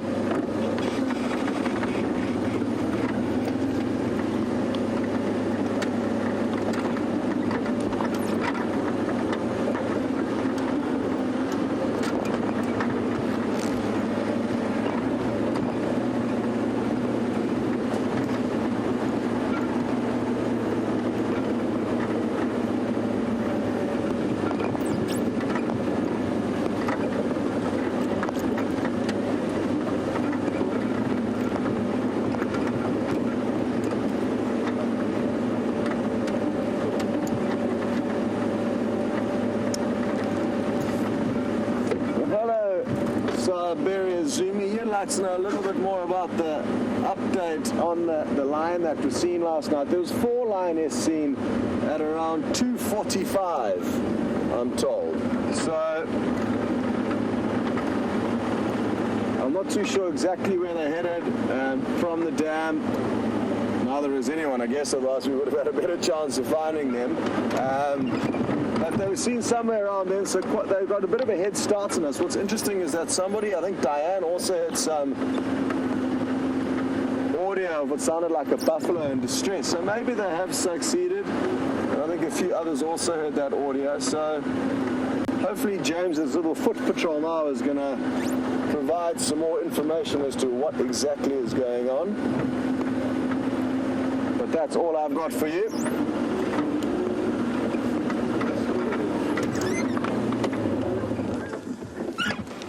Listen carefully. Andrew can hear a squirrel alarm calling.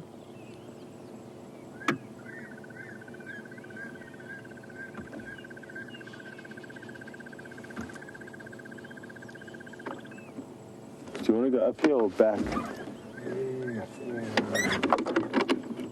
Probably back. Very faintly make it out. So let's go back there.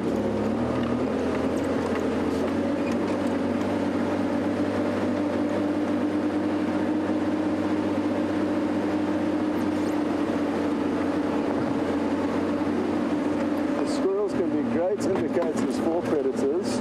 Oh, what popped up there? A little branch popped up. We drove over. So we're just going to go back and switch off and see if we can't work out what the squirrel has seen. We are in the area where we could expect to see shadows. So it could be a leopard, it could be a bird of prey, it could be a snake.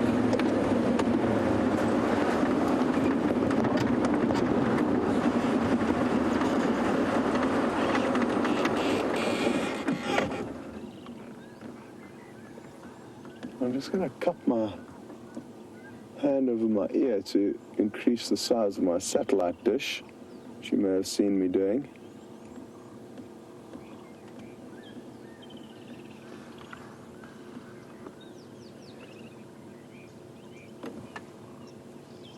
But not hearing anything now, sadly.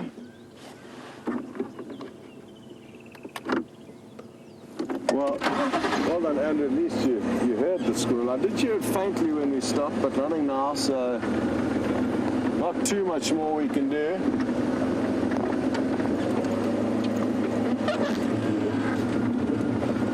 Like I said, it could be one of a long list of any given predators that it had seen, but always worth investigating if you are nearby to an animal alarm calling.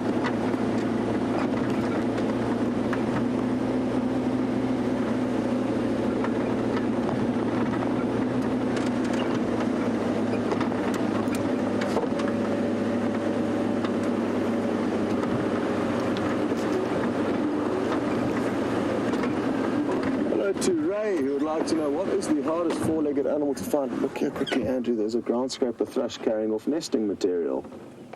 Where are you building your nest? That'll be wonderful to see. It's a bird you don't see very often.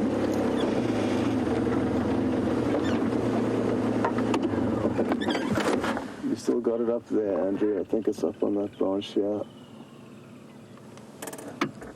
a little bit to the right. You got it there. So let's watch it closely now. You can just see it now as Andrew tweaks the camera. Where is your nest, Mr. or Mrs. Thrush? I'm not too sure which one this is. They both look very similar, the male and the female. And I guess could very well both be contributing to building the nest. Now what we may find is that it's a little bit nervous of our presence, and maybe it wants to build the nest close to where we are sitting here. But it will avoid doing that while we're sitting here. And I mean, the fact that it's sitting with that big branch in its mouth patiently indicates that it is kind of waiting for us. Let's give it a minute or two. Maybe it'll lower its guard and allow us some insights into where it may be building the nest, but I fear that it may be waiting for us to skedaddle before it does any more work. While we wait for it, Ray, you interested to know what is the hardest four-legged animal to track down? Whew. I guess it depends on the area of operation, Ray. Here, I'd probably say that the aardvark or the pangolin would be difficult to track down for a number of reasons. You'd have to be tracking them at night because they're mainly nocturnal, especially the aardvark in this area. And that wouldn't be much fun, tracking an animal in the darkness here. It would be a suicide wish. So, yeah, difficult question. In terms of the regular animals that we see on a daily basis, probably leopard or cheetah will be the most difficult because they're often solitary, so you don't have many tracks to follow like you do with lion and most other animals out here that live in larger numbers. So yeah, the solitary four-legged animals will be the tricky ones. I guess leopards can be very, very tricky. Come on, Thrush, show us where your nest is. What I can do is just read up a little bit quickly about their nesting habits. I don't know much about them, or zero about them really.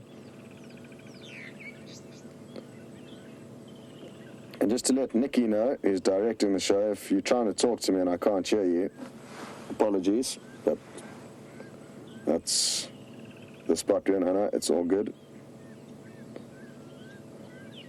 Been having some trouble with the comms this morning. I'm never sure whether it's the earpiece or the earpiece cable or the radio or the area you're in. There's so many different variables and it's hard to keep track of what is what.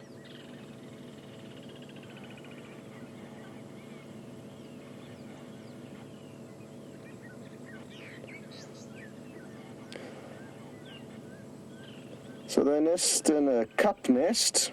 Most nests are cup-shaped really. I mean, otherwise the eggs would fall out, but that's what they say here. The nest is built by both sexes. A cup of a variable composition.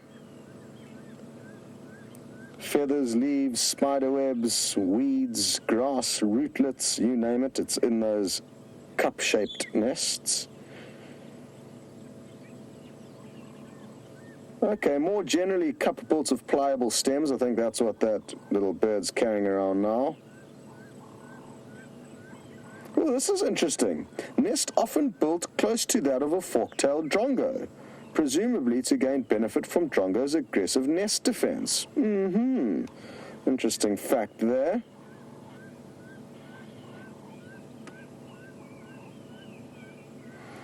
Yeah, they've done quite a few studies on this, and out of 6 nesting attempts by one pair of ground scraper thrushes over 2 seasons, 5 out of those 6 nests were built next to a drongo's nest and only after the drongo had completed building its nest. So they wait to make sure that that drongo is going to commit to that nest before they in turn build their nest.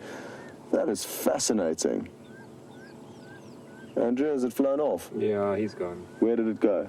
Just went down into the danger zone.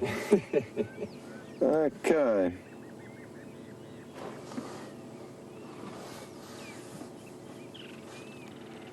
Jeffrey in Texas, sadly, no. My apartment that I'm trying to rent out to breeding pair of any birds that live here has still got no tenants. So I think I need to move that soon, otherwise we're going to miss the boats. Miss the opportunity to get some birds nesting in that cavity that I made in a combretum tree. I think it's a perfect apartment, but for some reason the birds aren't enjoying it, and I can't for the life of me work out what it is.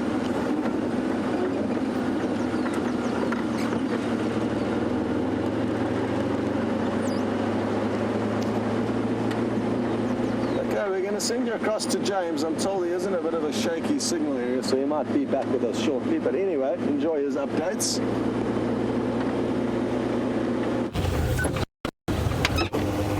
Hello everybody, I have just seen a paradise flycatcher, and if you'll just bear with me, I'm looking for a nest, which I thought I'd spotted, but I haven't. It's just a swollen joint on a branch. So no paradise flycatcher nest. There's a swollen joint on a branch up there. They make a tiny, neat little nest, and there's the female.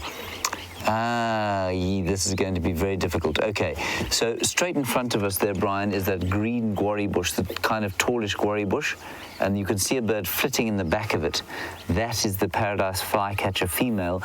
Beautiful rufous-coloured back and tail, and she's got a kind of a blue eye with a black head. And the male is very similarly coloured, but he's got a rufous tail. Now, I'm going to do something slightly nasty to them, and I'm going to call them with my bird app and see if I can't make them come out.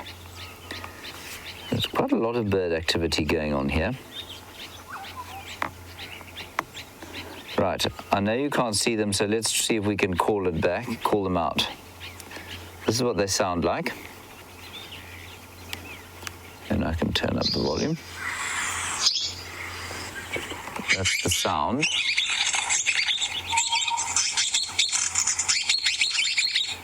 Here they come. There. You see him?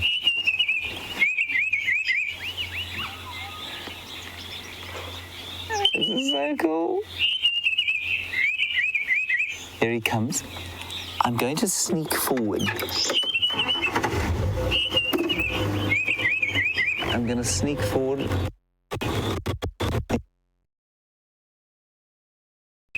Just maybe we'll get them on the right or left here.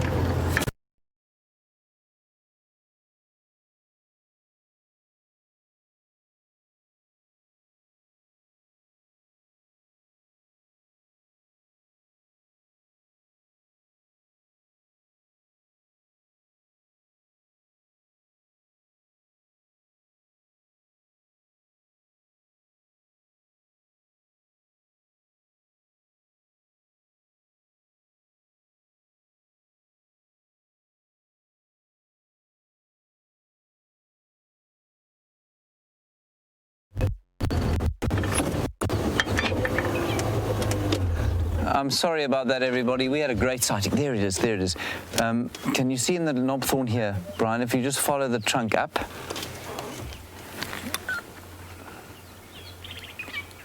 Is that them?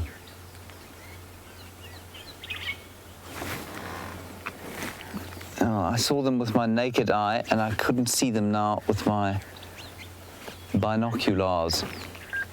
There they are. There. I'm going to call them once more. They're just so pretty, everyone.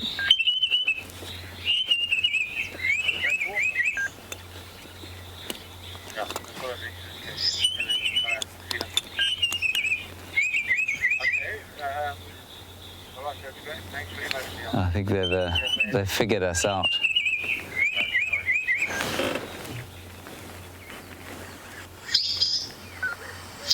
This was the call that got them last time.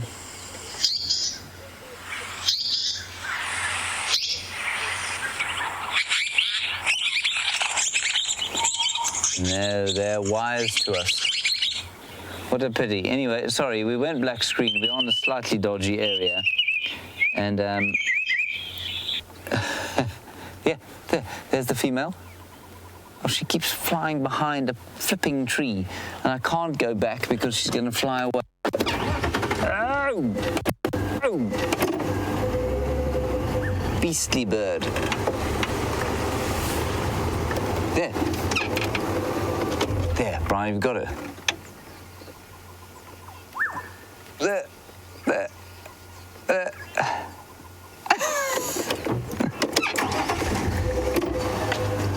I'm throwing Brian under many... You've got him. Back. No? Flown.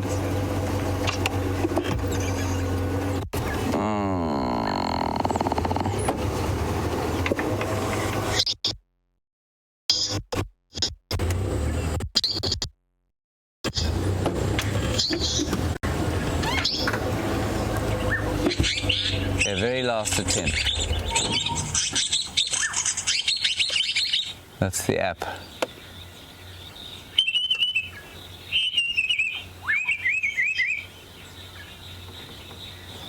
No. Lots of birds around here though. There were some bulbuls, there were some drongos, there were the flycatchers, there's an oriole, there's some hornbills. Real bird party going on here.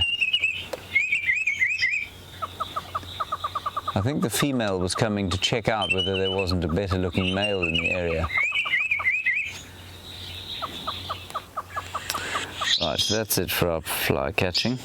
I will show you what the flycatcher looks like. I'm going to show you in the book because there's a better picture there. Ah, well, it's very peaceful sitting here in the drainage line listening to the birdies, even if they don't want to see us. Right. There is the paradise flycatcher. Look at that magnificent little bird. So we saw him first, then we saw the female, and she landed in this tree above us, which Brian was eventually saw, and then I drove him under a branch, so he couldn't see it anymore. Anyway, that's the paradise flycatcher. Beautiful, beautiful bird. Oh, there it's calling. I can't see it there, Brian. Anyway. In case you're wondering, I gave up on the lions. I did an extensive walk to the area, through the area where we thought they may have gone, but I found nothing. And this is the kind of place that they would nest in. I mean, they would nest in these sorts of tall trees in a little cup, but I'm not sure if they're nesting or not. They normally nest in December. Anyway, marvellous time there. Let us carry on.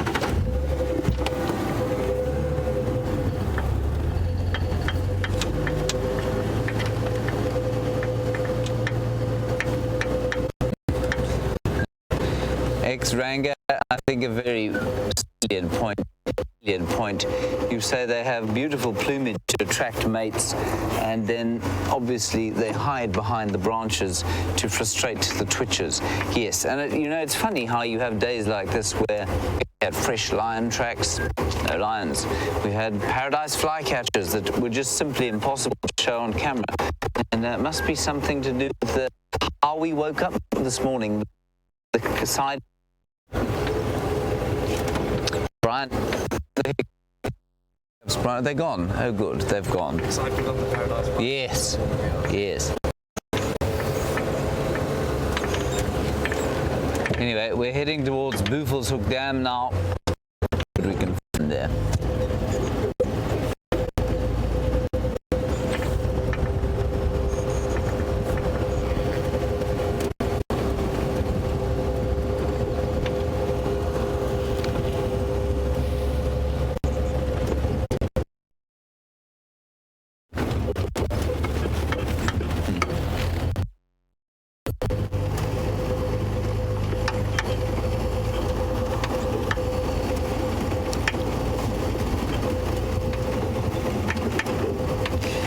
Right, now Mike, in Florida, you want to try and see a violet-eared waxbill. Now, a violet-eared waxbill is a little finch-like bird with an unsurprisingly violet-colored patch of feathers over its ears. Little bird like that, and they are very beautiful. They've got black on them as well, and a bit of red and purple, and they're very lovely. And Mike, you'd like to see one here. Mike, it's possible. They like clearings though. They like sort of sodic clearings. And so I've never seen one at Djuma, but it is certainly possible that they're around. And while we're driving along, I shall try and find you a picture without driving into a tree.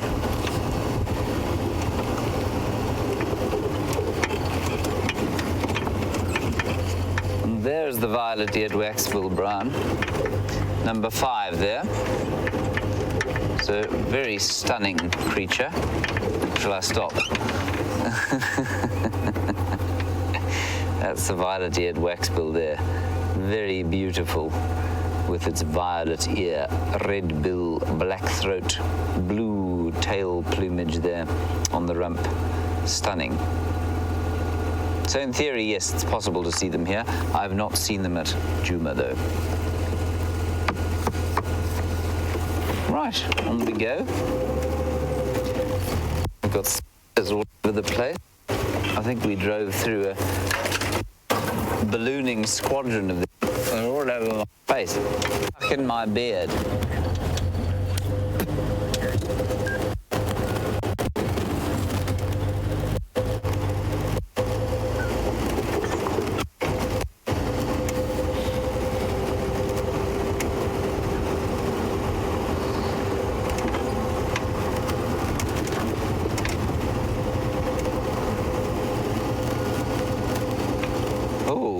Interesting question.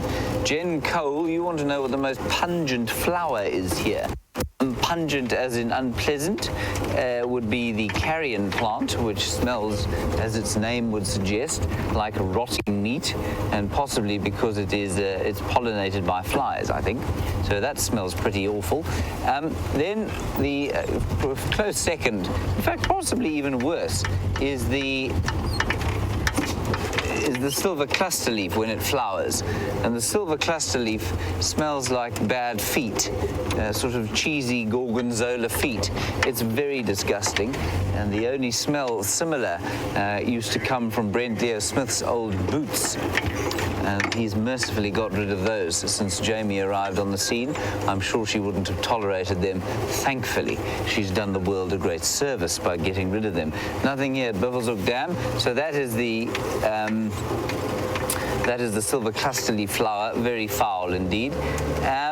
And then in terms of strongly smelling, sort of pleasant smelling flowers, I suppose there's a little thing called a Carissa bispinosa, which is it's some sort of jasmine smelling white flower, which is very lovely indeed. And then the gardenias smell very nice, but only for a few days at a time. They smell very nice and they're quite strongly smelling. But normally it's fairly subtle smells around here. The other very strong smell, normally during the winter months, but I've started smelling it now, interestingly, is the potato bush, which has a very indistinct greenish sort of flower, tiny, tiny greenish flower, but it smells like potatoes, and quite strongly so. So I hope that sort of answers your question. I can't think of anything else that's more pungent than that. Otherwise, very sort of subtle smells that we get out here. The acacias all have a very subtle, sweet smell.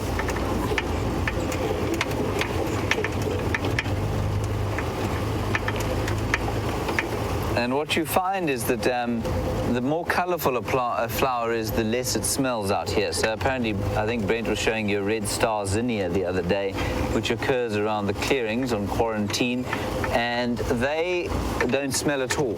So none of the really colourful flowers smell here. If you find a white flower, they're normally the ones that are going to smell the sweetest. It's no surprise, therefore, that jasmine is a beautiful white colour, subtle pink. The lilies here also smell, actually, quite sickly sweet, but it's subtly. It's not a kind of explosion of sweet scents come the springtime. It's all kind of, they just waft in gently on the wind. It's very lovely.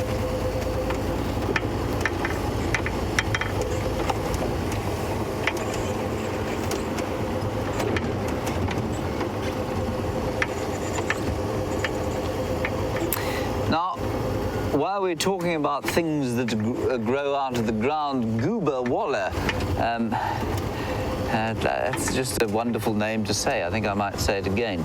Goober waller. Very nice name. Goober waller.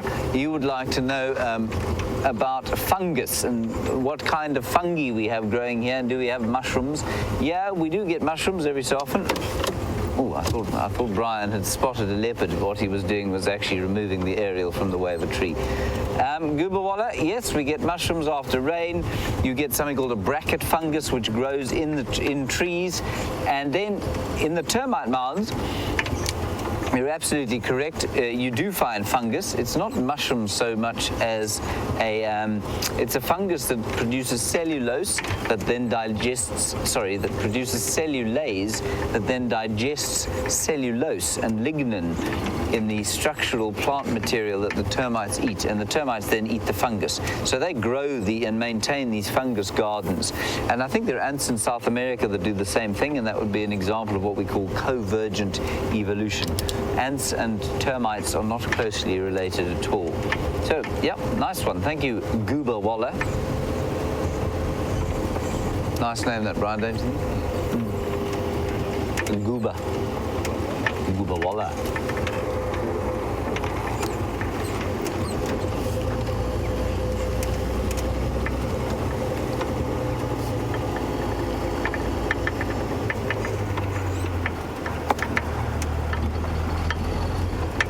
Lislapa. You want to know about the potato bush. We were chatting about its smell. You want to know if it makes a tuber or anything like that that might resemble the potato. No, it doesn't at all. I'll try and find you one. They're not very distinct, and they're normally sort of in the drainage line areas. But no, they don't make a tuber at all. They look like a very sort of average sort of bush with little leaves on it, just a little shrub, no tubers. And I'm sure I normally smell at night, and they must therefore be pollinated by some sort of nocturnal moth or other nocturnal insect. Now, Brian, there is a European roller there, but he's hiding behind too many bushes. I'm not going to try and make you film him. But let's stop here. We're on the cheetah cut line, far east.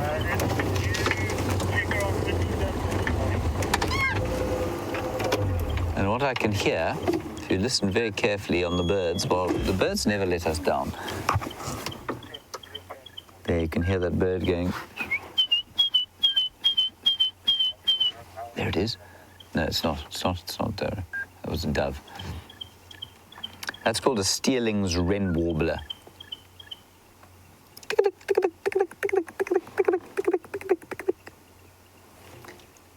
Just a very nice call, very subtle bird. All right, Scott Dyson thankfully has managed to find you a mammal, which I have failed dismally to do all day long. His mammal is large with a very long nose. Let's head across to him. I'm going south down the cheetah cut line. How cute is this little baby elephant? And its ginormous mother. Let's see if it doesn't give us any attitude. Sometimes the youngsters can be very playful, and as we arrived, it was shaking its head at us, holding up. Oh, it's pushing down a little tree. Andrew, can you see it there? Oh, awesome. You caught the end of it. That was incredible. I mean, obviously, it would have been better if we could have seen more of that, but that was the kind of playful nature that I'm talking about. Oh, looks like it's found another little branch there that it's going to try and push down. Possibly.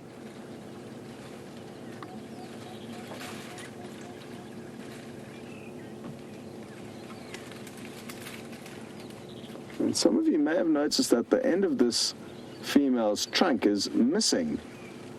A little bit shorter than it should be. And it could be, therefore, an individual that we see fairly regularly. They're hard to distinguish, the elephants. But we do, or at least have got to know one female with a shortened trunk, and we do know that she does have a young calf at the moment, so it could be her, but she usually hangs around with her two slightly older kids, now with the third edition as well. I'm just going to creep forward a little bit. Let's see if we can't get you some better views of the youngster.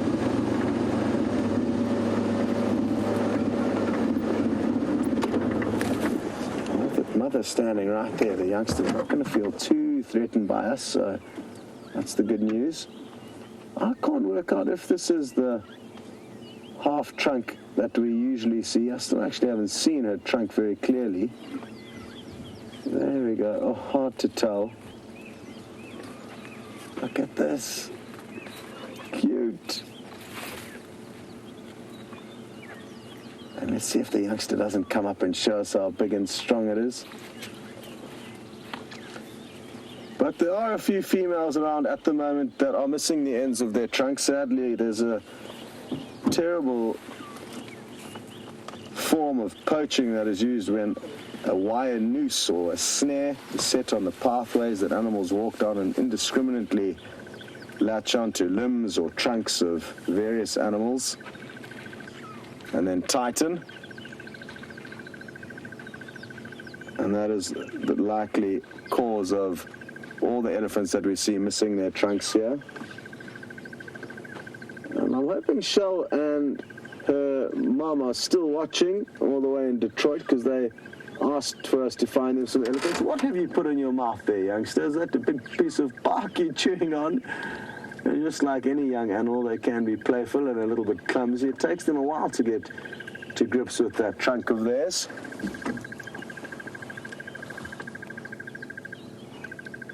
Well, I'm very happy we caught this herd when we did, because we are on another boundary road, just like with the other herd of elephants, and we actually cannot proceed any further. This is the end of the road for us. Thankfully, though, not for the animals. And there goes the youngster carrying off its trophy, that little bark. Look at it trundling along there. Awesome.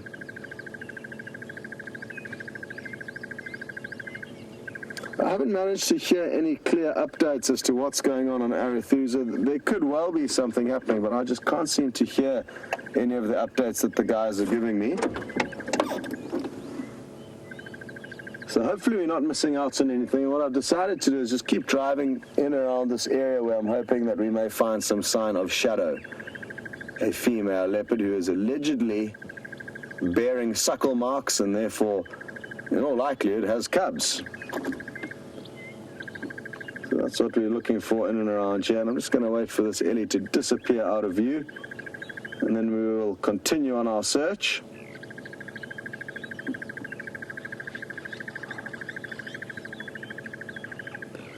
Now we caught the trail end of this herd, and I'm not sure how many were in it. So it could be the half-trunk female that we are used to seeing, and we're used to seeing her alone, which is the interesting thing with the way she moves, is that she usually doesn't move with a large herd as elephants normally do. She just moves with her offspring, which is now 3 different generations of offspring.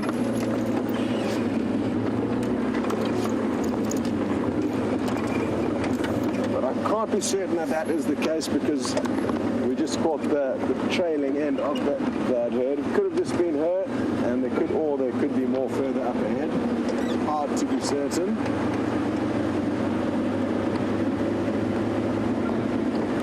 Oh, here we go. There's some more right here in front of us. So that worked out well, and answers that question, solves that mystery. Oh, bit of a head shake there, indicating she's not hugely pleased by our arrival, and that's why I stopped the vehicle immediately, and we'll just let her cool off and come to terms with the fact that we were just here to view her and not cause her any discomfort. You can hear a crested barbet calling nearby.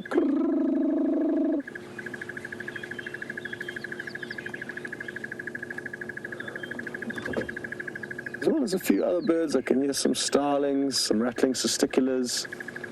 The bush is slowly coming alive.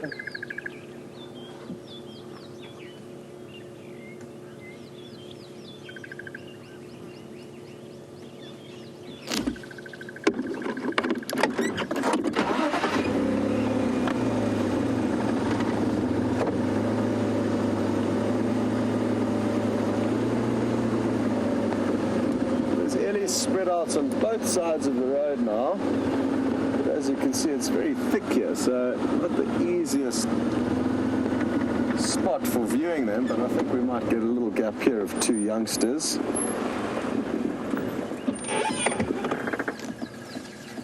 None of them are being very obliging with regards to the spots they're deciding to move through.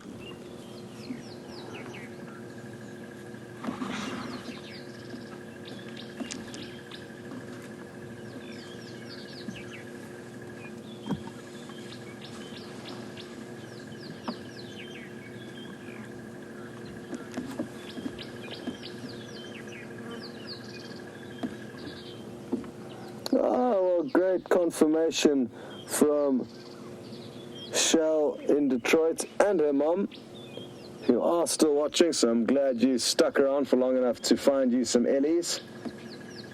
And I've told you we're about to head off, so glad you didn't. And I guess that must be torture for a lot of you, knowing that if and when you leave these live safaris, you just never know what you're going to miss out on.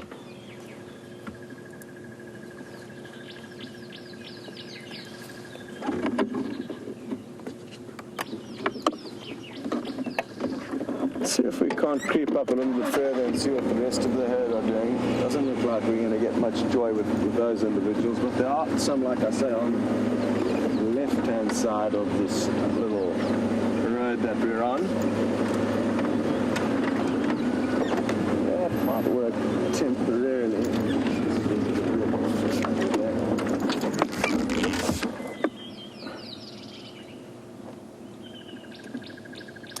Another big cow, and usually all the adult elephants within these breeding herds will be females. It's uncommon to find adult bulls within the herds, unless of course they're in must, a sexually heightened stage, which causes them to trail after the females hoping that they're going to get lucky, or of course, in fact, if there's a female that is in season and is receptive to the males.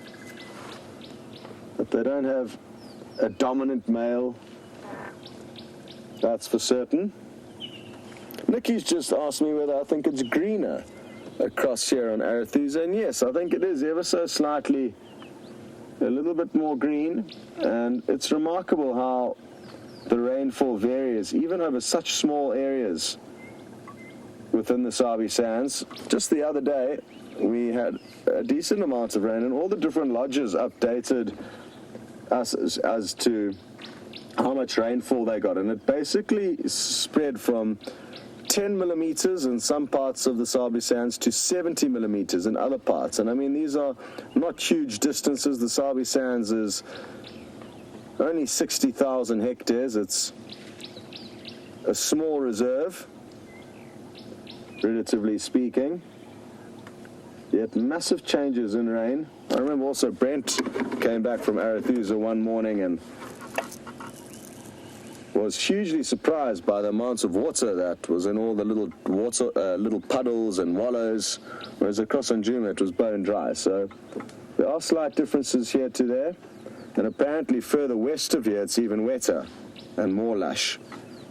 Across on Elephant Plains, Sibambili.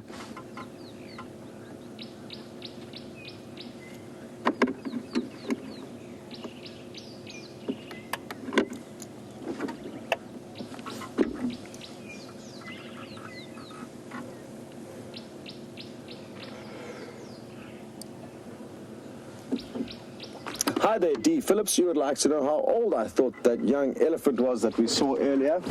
So difficult to say, so I will have a rough guesstimate at about 6 months. So it was still fairly clumsy, but it had decent control of its body, of its trunk. It managed to pick up that little piece of bark that it was carrying away at the end there. So yeah, I would guess around 6 months, but it's incredibly difficult to be certain. At least I think it is, because just like humans, elephants will all look slightly different to one another, even if they are the exact same age. Yeah, I'd say anywhere between 6 months and maybe upwards of that, maybe between 6 months and a year would be my guess.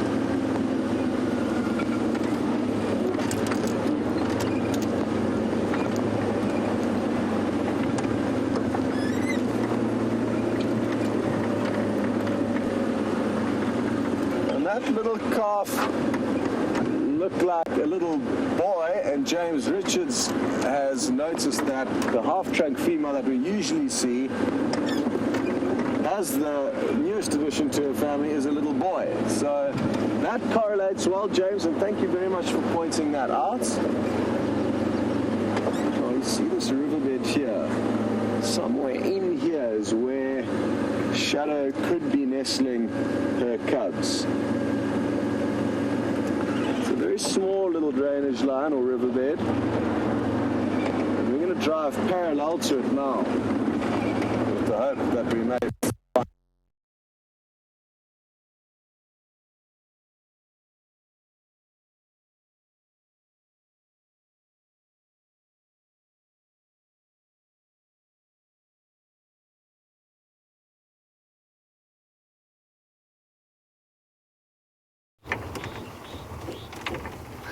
Right, sorry about the black screen there, everybody.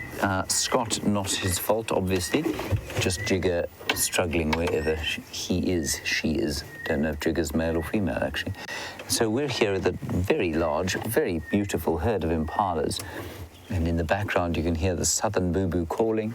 It's very peaceful. You might just be able to hear their footfalls.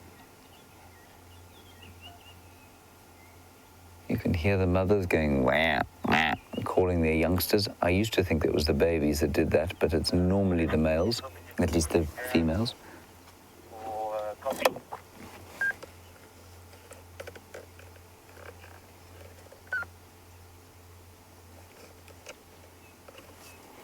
Very sweet. And I saw another newborn yesterday. The little ones here, of course, were born in November, so they're pushing into their 3rd month now. And I saw two very newborns recently, which was quite interesting. Not unusual, but just interesting. Beautiful. Look at them just wandering along here, flicking their tails, getting the ticks off their bodies.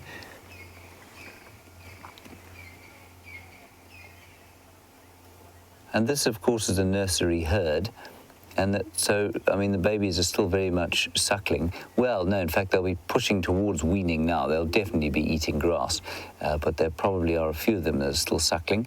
And this is a nursery herd that will probably split into a slightly smaller nursery herd, simply because they're very obvious as a very big herd like this. But there is lots of vigilance, obviously, for them. I don't think that when these little lambs get above sort of 6 months, you'll find a herd this size. I think you'll find they will split a bit, but also they are concentrated like this in these enormous herds because the water and the food are now so concentrated, and that is a result of the lack of rain. And so I'm sure that's one of the reasons that this herd is as large as it is.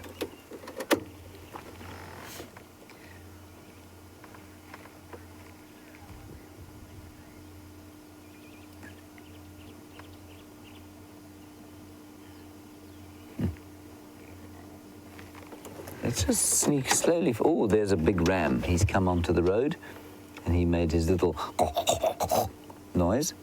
I'm not sure why he did that. It's not yet time for their testosterone levels to start going up in preparation for the May rut. That will start around about March into April. Let's just roll down the hill here. Beautiful impala sighting, this. I had a friend of mine who used to work at one of the game reserves, and he made sure that he stopped every day for impala at least once, because he felt like they were much maligned or much ignored, and they were far too magnificent to be ignoring.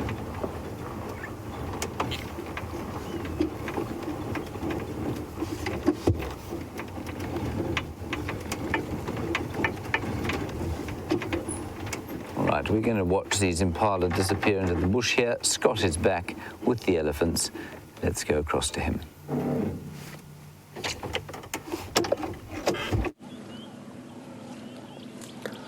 Well, we've got lucky and stumbled upon a different herd of elephants. And it looks like this time we're going to be more fortunate with their positioning and direction of movement. They could well continue feeding towards us, and we'll hopefully get some close-up views of them.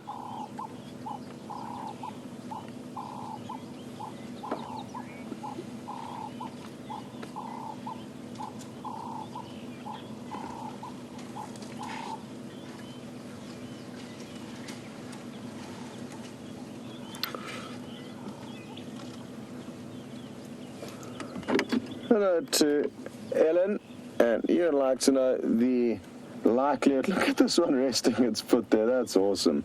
You would like to know the likelihood of a elephant bull playing any role in fathering their offspring, and they will have zero role.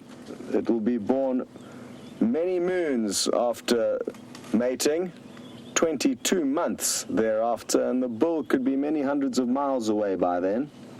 So absolutely zero role or impact on the upbringing of their offspring. And also on the topic of bulls, you are interested to know the likelihood, I'm just going to move forward a little bit, the likelihood of young elephant bulls meeting up with other bulls that possibly have some kind of connection to their family or their natal herd, and I don't think it's going to necessarily play any role or impact on them meeting up with other bulls. They will meet up with other bulls, that's for certain, but I don't think they're going to be concerned whether or not they were from the same natal herd.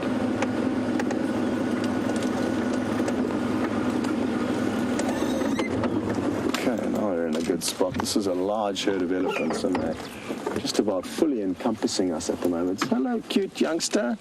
Another one. Aren't we lucky this morning? And it could come trundling up to us at any moment if we're lucky. Or maybe it's going to be Wrinkly Bottom, a young elephant calf that was notorious for kind of rearing up onto its back legs, making for incredibly cute scenes.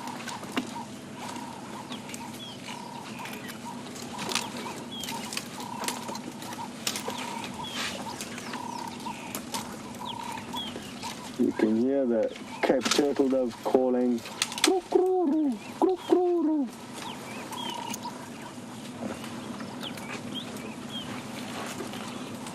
And also the elephants noshing away on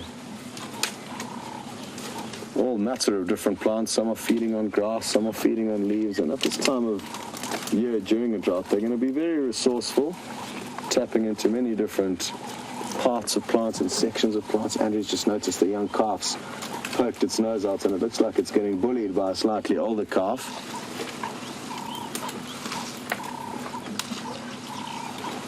They're all huddled up in this area here. Isn't this wonderful? Obviously a tasty plant has been discovered, and now they're all trying to cash in on it while the going is good.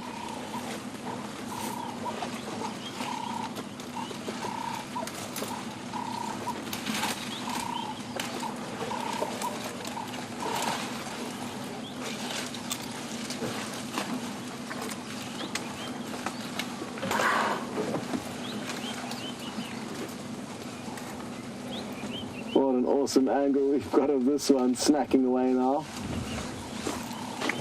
Plucking some leaves off what looks like a flaky bark acacia. It's also a massive cow, just a few meters away from us now. And what she may well do is there's this dead branch lying down between us and her. She may well try and move this branch in order to access all of the growth that's happening underneath it. That'll be awesome as long as she doesn't toss that branch onto us.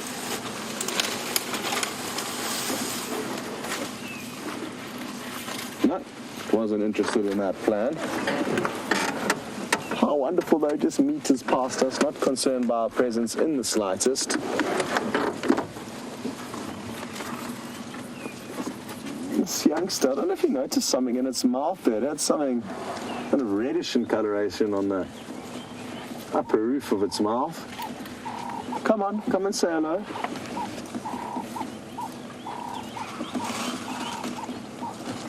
Was thinking about it, but decided against it at the last moments. Is this not Wrinkly Bottom? I think this is too big for Wrinkly Bottom, but it's seriously putting on a show for us now. It could be Andrew. But I think it's a little bit too small for wrinkly bottom. It's been a while since we have seen wrinkly bottom, actually. Maybe it's just matured and stopped its playful antics.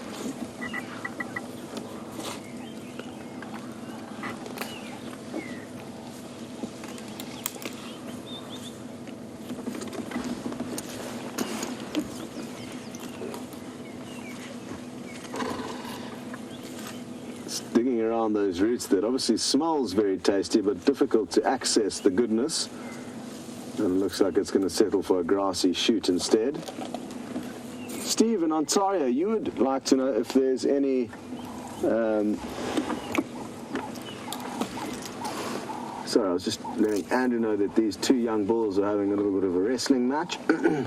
Steve, you'd like to know if there's any such thing as an elephant graveyard, and I believe it's a myth. I've never seen one, and what may have caused that myth, a possible speculation of mine, is that, you know, elephants may have died in and along river courses, as they will often do. Elephants that die of old age will generally die in areas of plentifulness, like a riverbed, and they'll seek out those areas because they often die due to the fact that their teeth have worn down and they can no longer chew on hard materials. So because you're more likely to find elephants in riverine areas when they die, obviously when there's floods, oh, hello, we've got a little visitor sneaking up on us from behind. Haha, well spotted, Andrew. Don't be cheeky. And what I'm getting to with this whole story is that you can imagine the bones of elephants all being washed down a river, and because of a similar density, they may collect in a similar area where the floods have subsided, leaving a whole collection of bones in one area. And then people come across them and assume that all these elephants have gone to die in the same place. I mean, if you think about it logically, the only reason us as humans have got graveyards is because there are living people that carry us into them.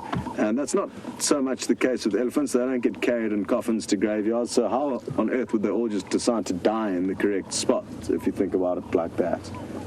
You may have heard some low rumbling there, the elephants communicating with one another. I hope you heard it. It's a wonderful sound. This is my kind of impersonation thereof. This is a large herd, 20 plus animals, I'm guessing. So for this area, a very good sized herd. So essentially, no, I think the elephant graveyards is a myth. But what is interesting and what is not a myth is that elephants certainly do pay a lot of interest to the remains of elephants when they come across them. They'll often smell the bones, possibly carry a bone or two for any given distance before placing it down. But the graveyards, I'm not convinced of.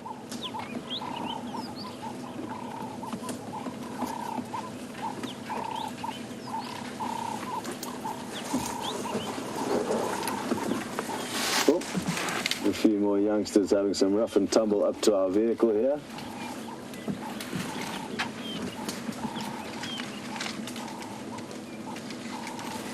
Oh, well, Tina, you did think that one youngster that was performing earlier was wrinkly bottom, so I hope you're right, and I hope it does do some more regular wrinkly bottom performances for us. Look at these two mouthing one another with their trunks.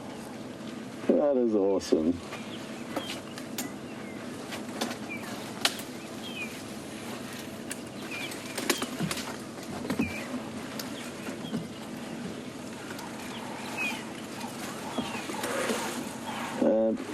How awesome is this? A young boy kind of throwing its weight around with what looks like another young boy. It looks like it wants to push him right into our vehicle.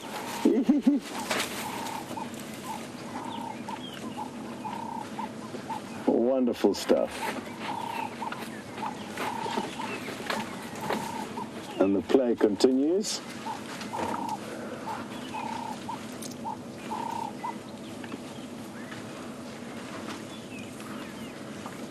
Just going to reposition quickly.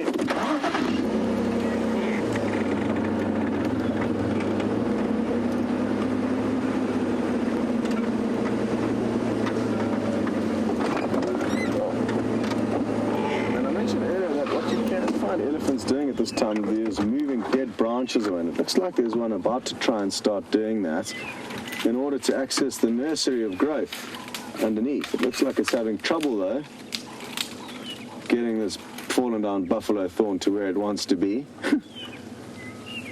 But there is a bounty of growth underneath there that it's trying to access.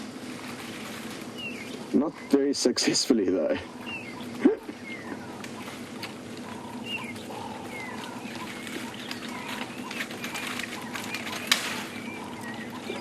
And you're making a meal of this.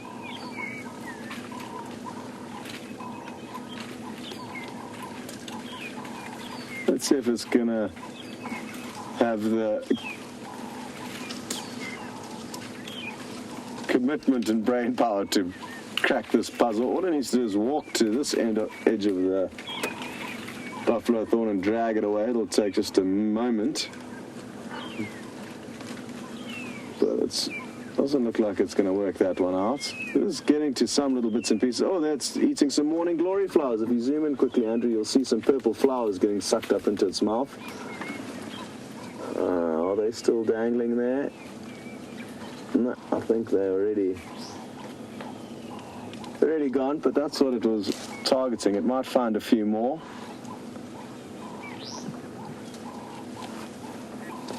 Well, I hope this Cape Turtle Dove is sending out an important message, whatever it's saying, because it hasn't stopped calling since we got here. Obviously desperate for a mate.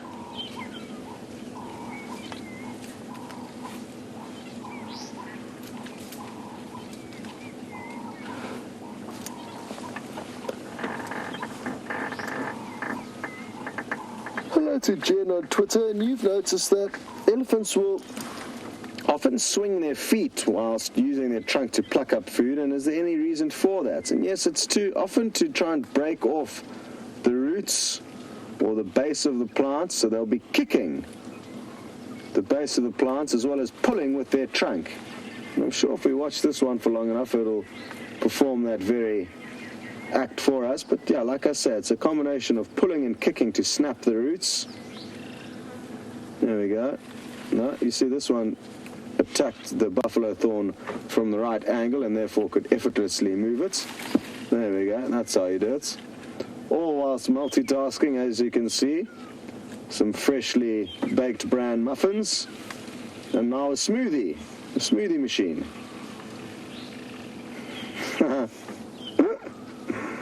Those bran muffins look like they're a bit medium rare. I would have left them in the oven for a bit longer. But anyway, she's the baker this morning.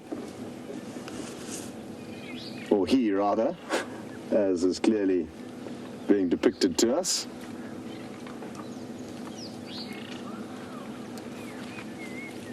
And well done, boy. At least you got to those tasty morsels that were being sheltered by the buffalo thorn tree, and now you're having a good time enjoying the spoils of your hard work.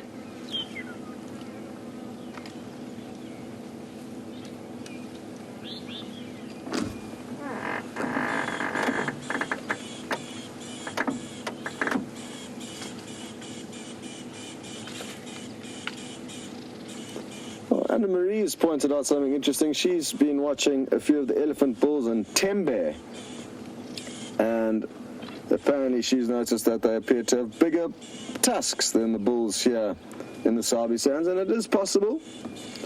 Genetic variances in certain areas will mean some areas have got bigger bulls than others. And it's something that I've always been surprised by the Sabi Sands as a whole, is we typically don't see very many big bulls here. Whereas further into the Kruger National Park, you're more inclined to see them, and even though they've got free rein as to wherever they want to go, we don't often see the big bulls in here. Again, no reason why, in my mind, that they wouldn't want to occur here.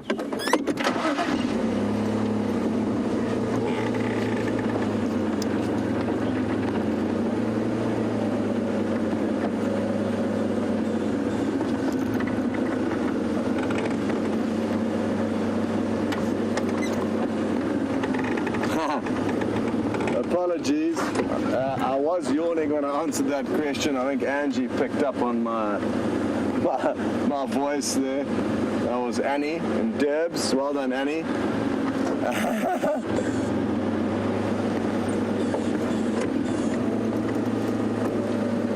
It's a rattling testicular alarm calling here. Can't see, they're tiny little birds. I just thought I'd just double check and make sure there's no snakes slithering through this tree or anything that we should be alarmed about. But nothing to see at the outset.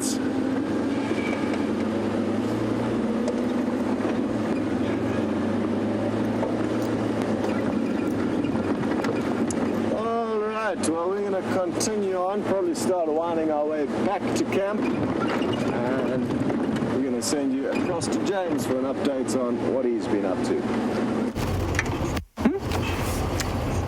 Hello everyone, we are just on our way to the hyena den again, mainly because I know that there may be a hyena there and I have failed to find anything else on this great reserve of ours. I'm pretty sure the lions are in this block here to the left of us, but I'm not even going to mention their names again until I can actually find one for you. Anyway, so it is. Apparently you didn't see any babies at the hyena den earlier, so let's have a quick look now.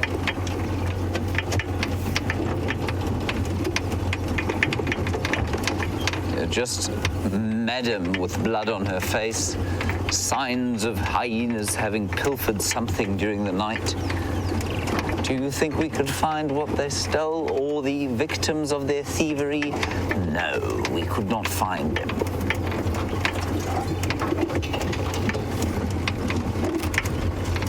So let's go and have a look. See if the little ones are here. They're always such good value are the hyenas.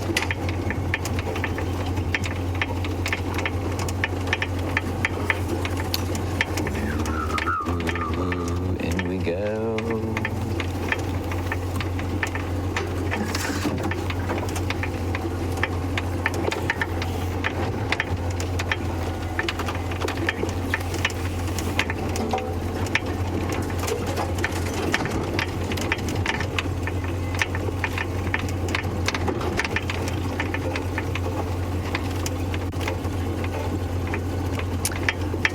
Brian, there is a hyena here. Praise be. Kathy, you're in Washington State, and you want to know... Oh, there are lots of hyenas here. Well, at least two. There's one right in front of us. That's the one with the injury on her neck. Look at that. Let's stop here. Rusty's brakes are now starting to squeak, which is deeply irksome indeed. Kathy, you want to know if you say the one hyena that's left behind at the den to look after the youngsters, would it ever call the others back? First of all, Kathy, they would never necessarily leave a nursemaid here. They're not like they're not like the wild dogs which will leave a nurse. So sometimes one will be here. If trouble arises, they could well call the others. But normally, the cubs are completely safe inside the den. No predator that I know of, except maybe a female leopard, could get in there and pull them out, and that would be highly unlikely. Now, I don't know what happened to that female. That looks like a very distinct bite mark to me. So I suspect a fight with other hyenas or perhaps lions. But that looks to me like a clamp around the jaws, at least a clamp around the neck from some jaws. But she'll recover fully from that. They have the most astonishing ability to heal, these hyenas.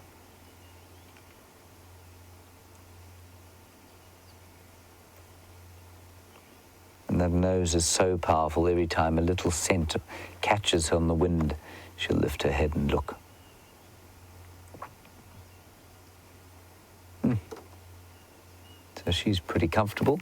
And then in the hole, there is what looks to be the matriarch. I can see her on the termite mound. Have you got a decent view there, Brian? Or should we try and move in a bit closer? Let's try and move in a little bit closer.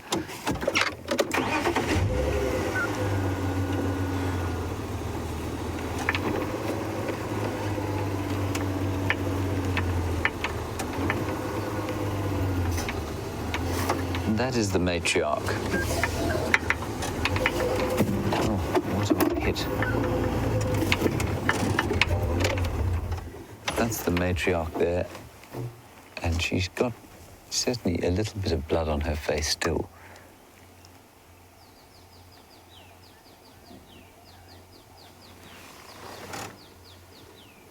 Yes, and as has just been pointed out, she's missing a tooth.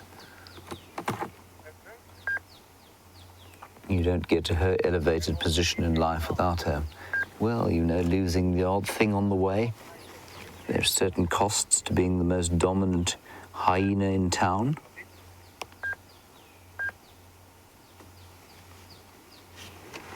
And she's looking around all the time. I wonder if there probably aren't one or two more in the bushes around here, possibly just having a rest.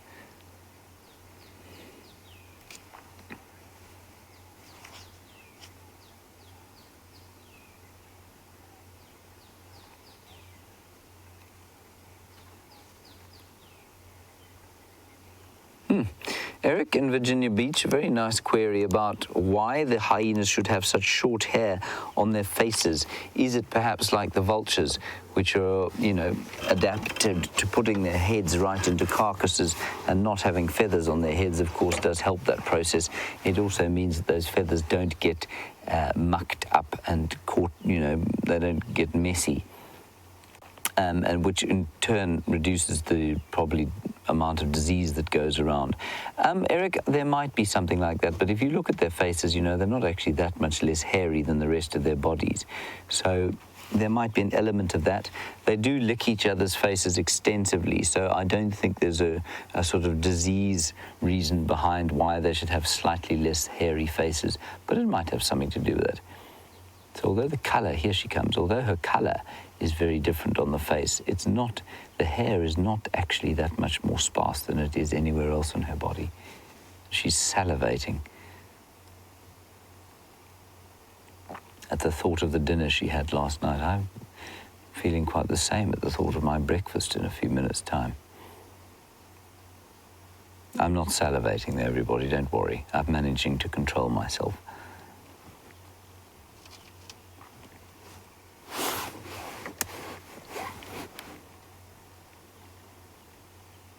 Definitely very aware at the moment.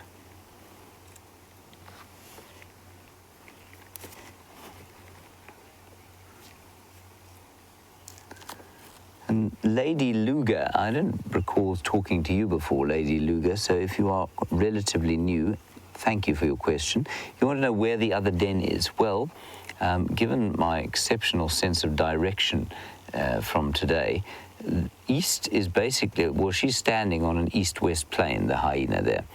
And were you to go from her right shoulder, so the shoulder closest to us, she's actually looking directly towards where the old den was, and directly on a line where she was looking about maybe 500 meters, half a kilometer. So a third of a mile or so is the old den. Oh, she is fat.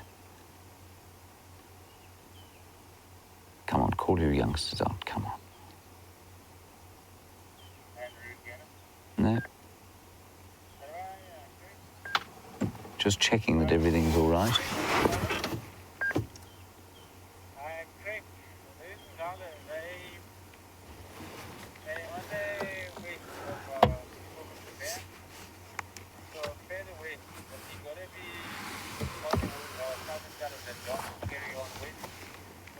A question from, I can't get the name exactly. Nikki, I'm going to ask you to spell it for me so that I can get it. About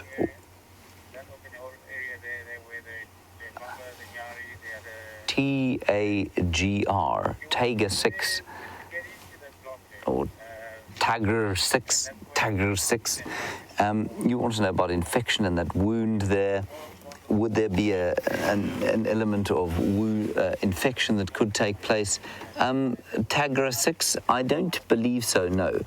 These hyenas have amazing adaptations to getting rid of any kind of infection. So I think it's highly unlikely that this little bite would result in any kind of infection at all.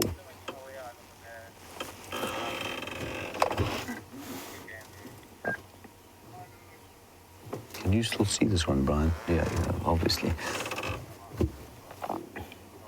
So that wound will heal. And all these hyenas, as they get towards adulthood, have got scars all over their bodies. That's quite a nasty bite, though. That was obviously someone or something got close to killing that hyena, I think. Because it wasn't too far from some fairly vital pieces of the hyena's body.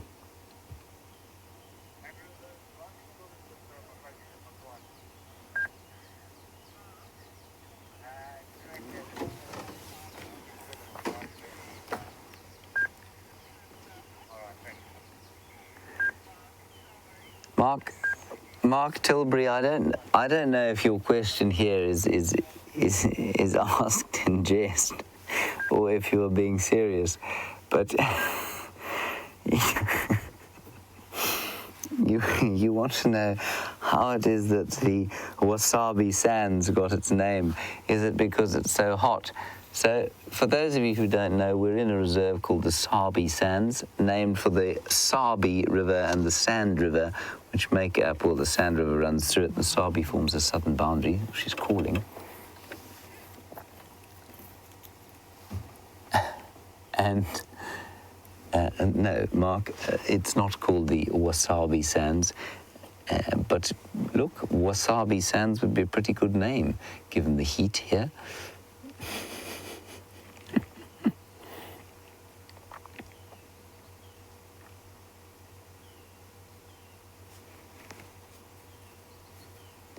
This one isn't pretty. That's not pretty, is it?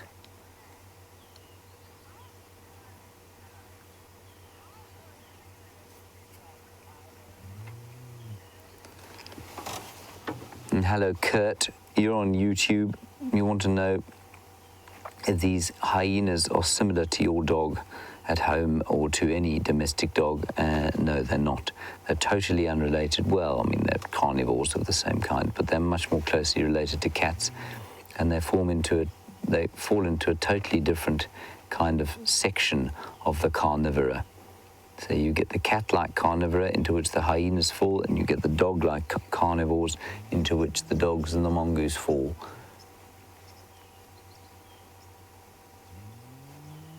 So although they look like dogs, not related to them at all.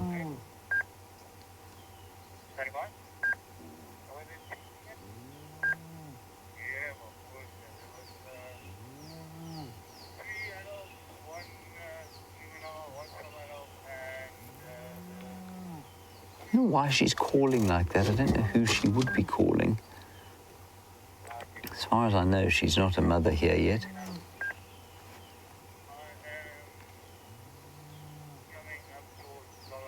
That's fascinating.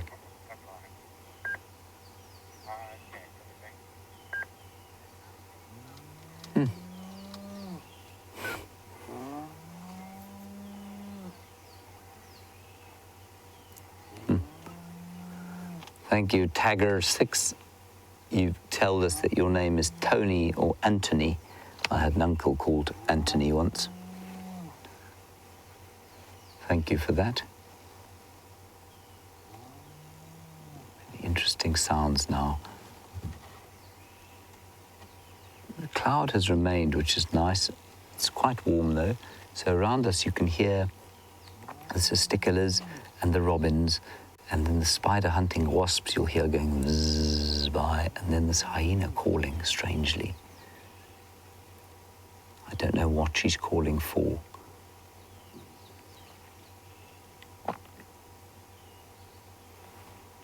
And she has not elicited a response, obviously.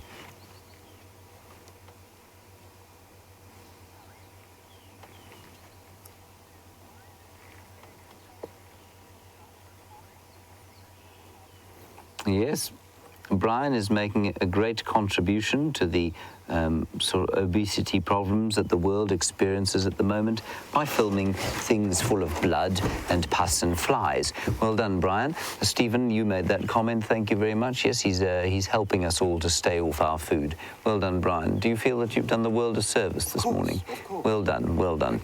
Right, I think that's it for the hyena den. Seems like a good time to leave, given that there are no hyenas here. Let's press on, shall we? Oh dear. Now, sometimes this car starts, sometimes it doesn't. Let's see what happens this time.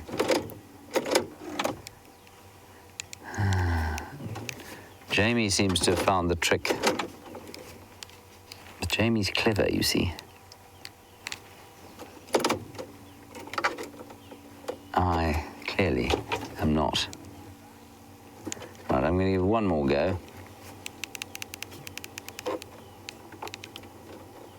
One more go.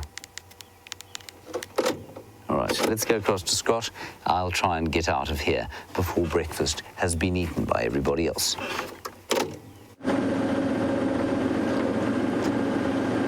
Well, that faulty immobilizer does make for some interesting times. And I'm sure it won't take James too long to get it up and running again. Well, it's coming to a close, the Sunrise Safari, and it's also coming to a close for a work period for myself and Nikki, who are going to be heading off on leave today, which we're both extremely excited for. Get it up there, Andrew. There's a southern grey hornbill calling right at the top of that marula tree there. And let's see if he should stop, and maybe it'll call again for us. They're wonderful birds to watch calling because they do a little dance move along with their call. As I say, now heading off for a week's leave. We will be back next week, Sunday. Here we go.